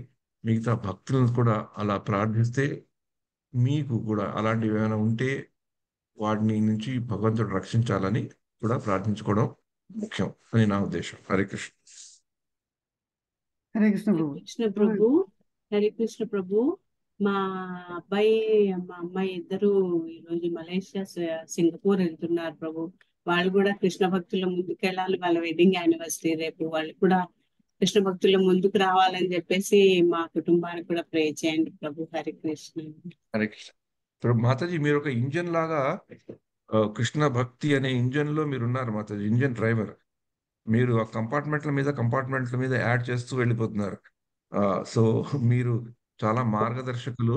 ఎందుకంటే మామూలుగా భక్తి అనేది పాటించడం ఒకటి, మీరు దుబాయ్లో ఉండి మీకున్న పరిస్థితుల్లోనే మీరు బాగా సాకులంగా అన్వయించుకొని భక్తిలోకి దిగి దిగి మీరే వెళ్లకుండానే మీలో ఒక మంచి గుణం నేను చూసింది ఏంటంటే, మీ తోటి సదస్సులు అంటే మీ కుటుంబ సభ్యుల దగ్గర ఉన్న మీ కుటుంబ సభ్యులే కాకుండా మిగతా వాళ్ళని కూడా, ఎక్స్టెండెడ్ ఫ్యామిలీని కూడా మీరు ఎప్పుడంటే అప్పుడు వాళ్ళకి అవకాశాలు ఇచ్చి వాళ్ళని భక్తిలో తీసుకోవాలనే మీ ప్రయత్నం అనేది ఉందే, చాలా చాలా ప్రశంసించవలసిన ప్రయత్నం మాతాజీ. ఎందుకంటే సాధారణంగా మనం భక్తిలోకి ఉండొచ్చు కానీ మన తోటి వాళ్ళకి భక్తి, ముఖ్యంగా ఫ్యామిలీ మెంబర్స్కి, కుటుంబ సభ్యులకి భక్తి అనేది బోధించడం చాలా కష్టం. ఎందుకంటే వాళ్ళు మన దగ్గరగా చూస్తుంటారు, మనలో ఉండే లోపాలు, మనలో ఉండే పరిస్థితి వాళ్ళకి బాగా తెలుసు. అందుకని మనని వాళ్ళు ఒక గురువు కింద, మనని ఒక ఆదర్శవంతులుగా చూసుకోవడం చాలా అరుదు. కానీ మీరు మటుకు మీరు ఈ ఏడాదికి ఒక్కొక్క మీ యొక్క ఇంజన్, మీ యొక్క ట్రైన్ కంపార్ట్మెంట్ యాడ్ చేస్తూనే పోతున్నారు. చాలా వింతగా బాగుంటుంది. చెప్పుకోవడానికి, చూసుకోవడానికి అందరికీ ఒక ఆదర్శప్రాయంగా ఉంటుంది. తప్పకుండా మీకు, మీ కుటుంబ సభ్యులకి, మీ అన్ని కంపార్ట్మెంట్స్ లో ఉండే సభ్యులకి వాళ్ళని మీరు రైళ్లలోను, విమానాల్లోనూ అనేక ప్రదేశాలకు కూడా తీసుకెళ్తుంటారు. అలాగే ఒక పైలట్ లాగా, ఒక ఇంజిన్ డ్రైవర్ లాగా మీరు వాళ్ళని భక్తి మార్గంలోకి తీసుకెళ్తారని చాలా విశ్వాసం మాకుంది Mataji. Hare Krishna. Hare Krishna. Thank you Prabhu. Hare Krishna Prabhu. Hare Krishna Prabhu.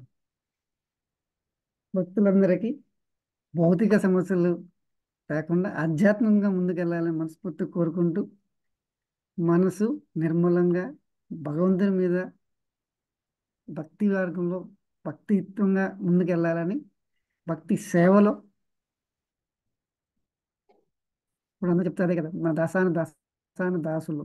So ఆ దాసులుగా ముందుకెళ్ళాలని మనస్ఫూర్తి కోరుకుంటూ ఆ యొక్క నరసింహ భగవాన్ని ప్రే చేసుకుందాం. మాతాజీ నరసింహ ప్రే చేయాలి.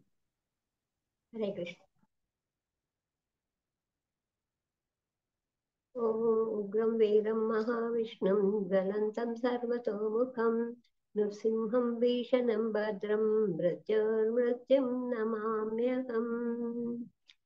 నమస్తే నరసింహాయ ధలాదలాదదాయినే.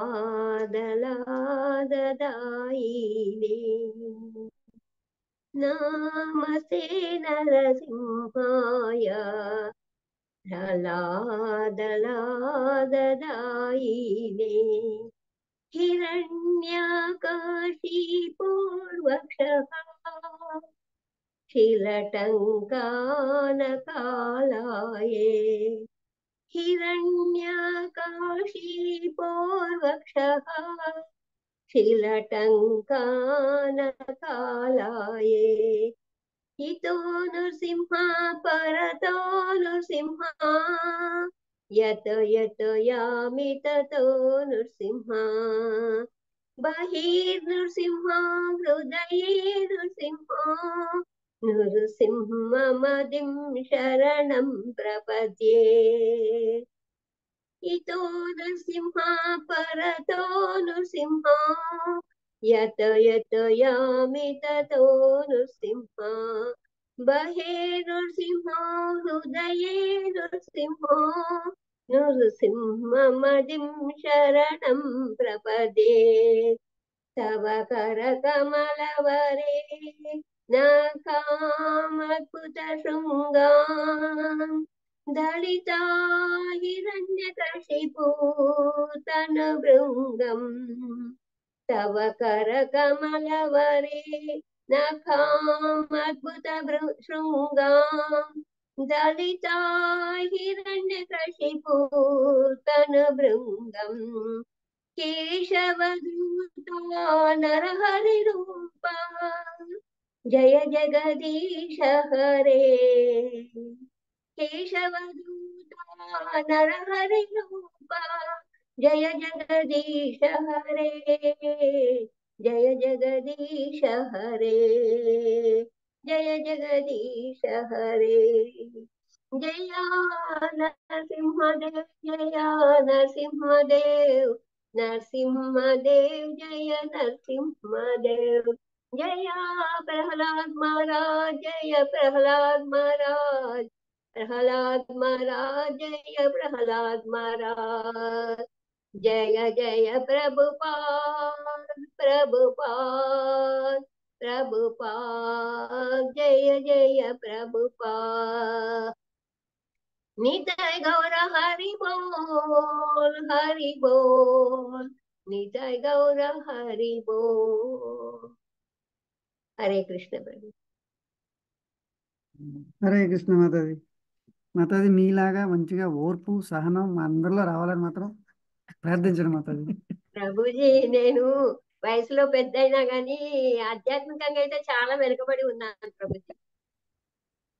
లేదు మాతాజీ. హరే కృష్ణ. భక్తులందరికీ మరొక్కసారి ఒక మహామంత్రంతో అందరూ ఆధ్యాత్మిక ముందుకెళ్ళాలని కోరుకుంటూ అందరికీ అనుమతి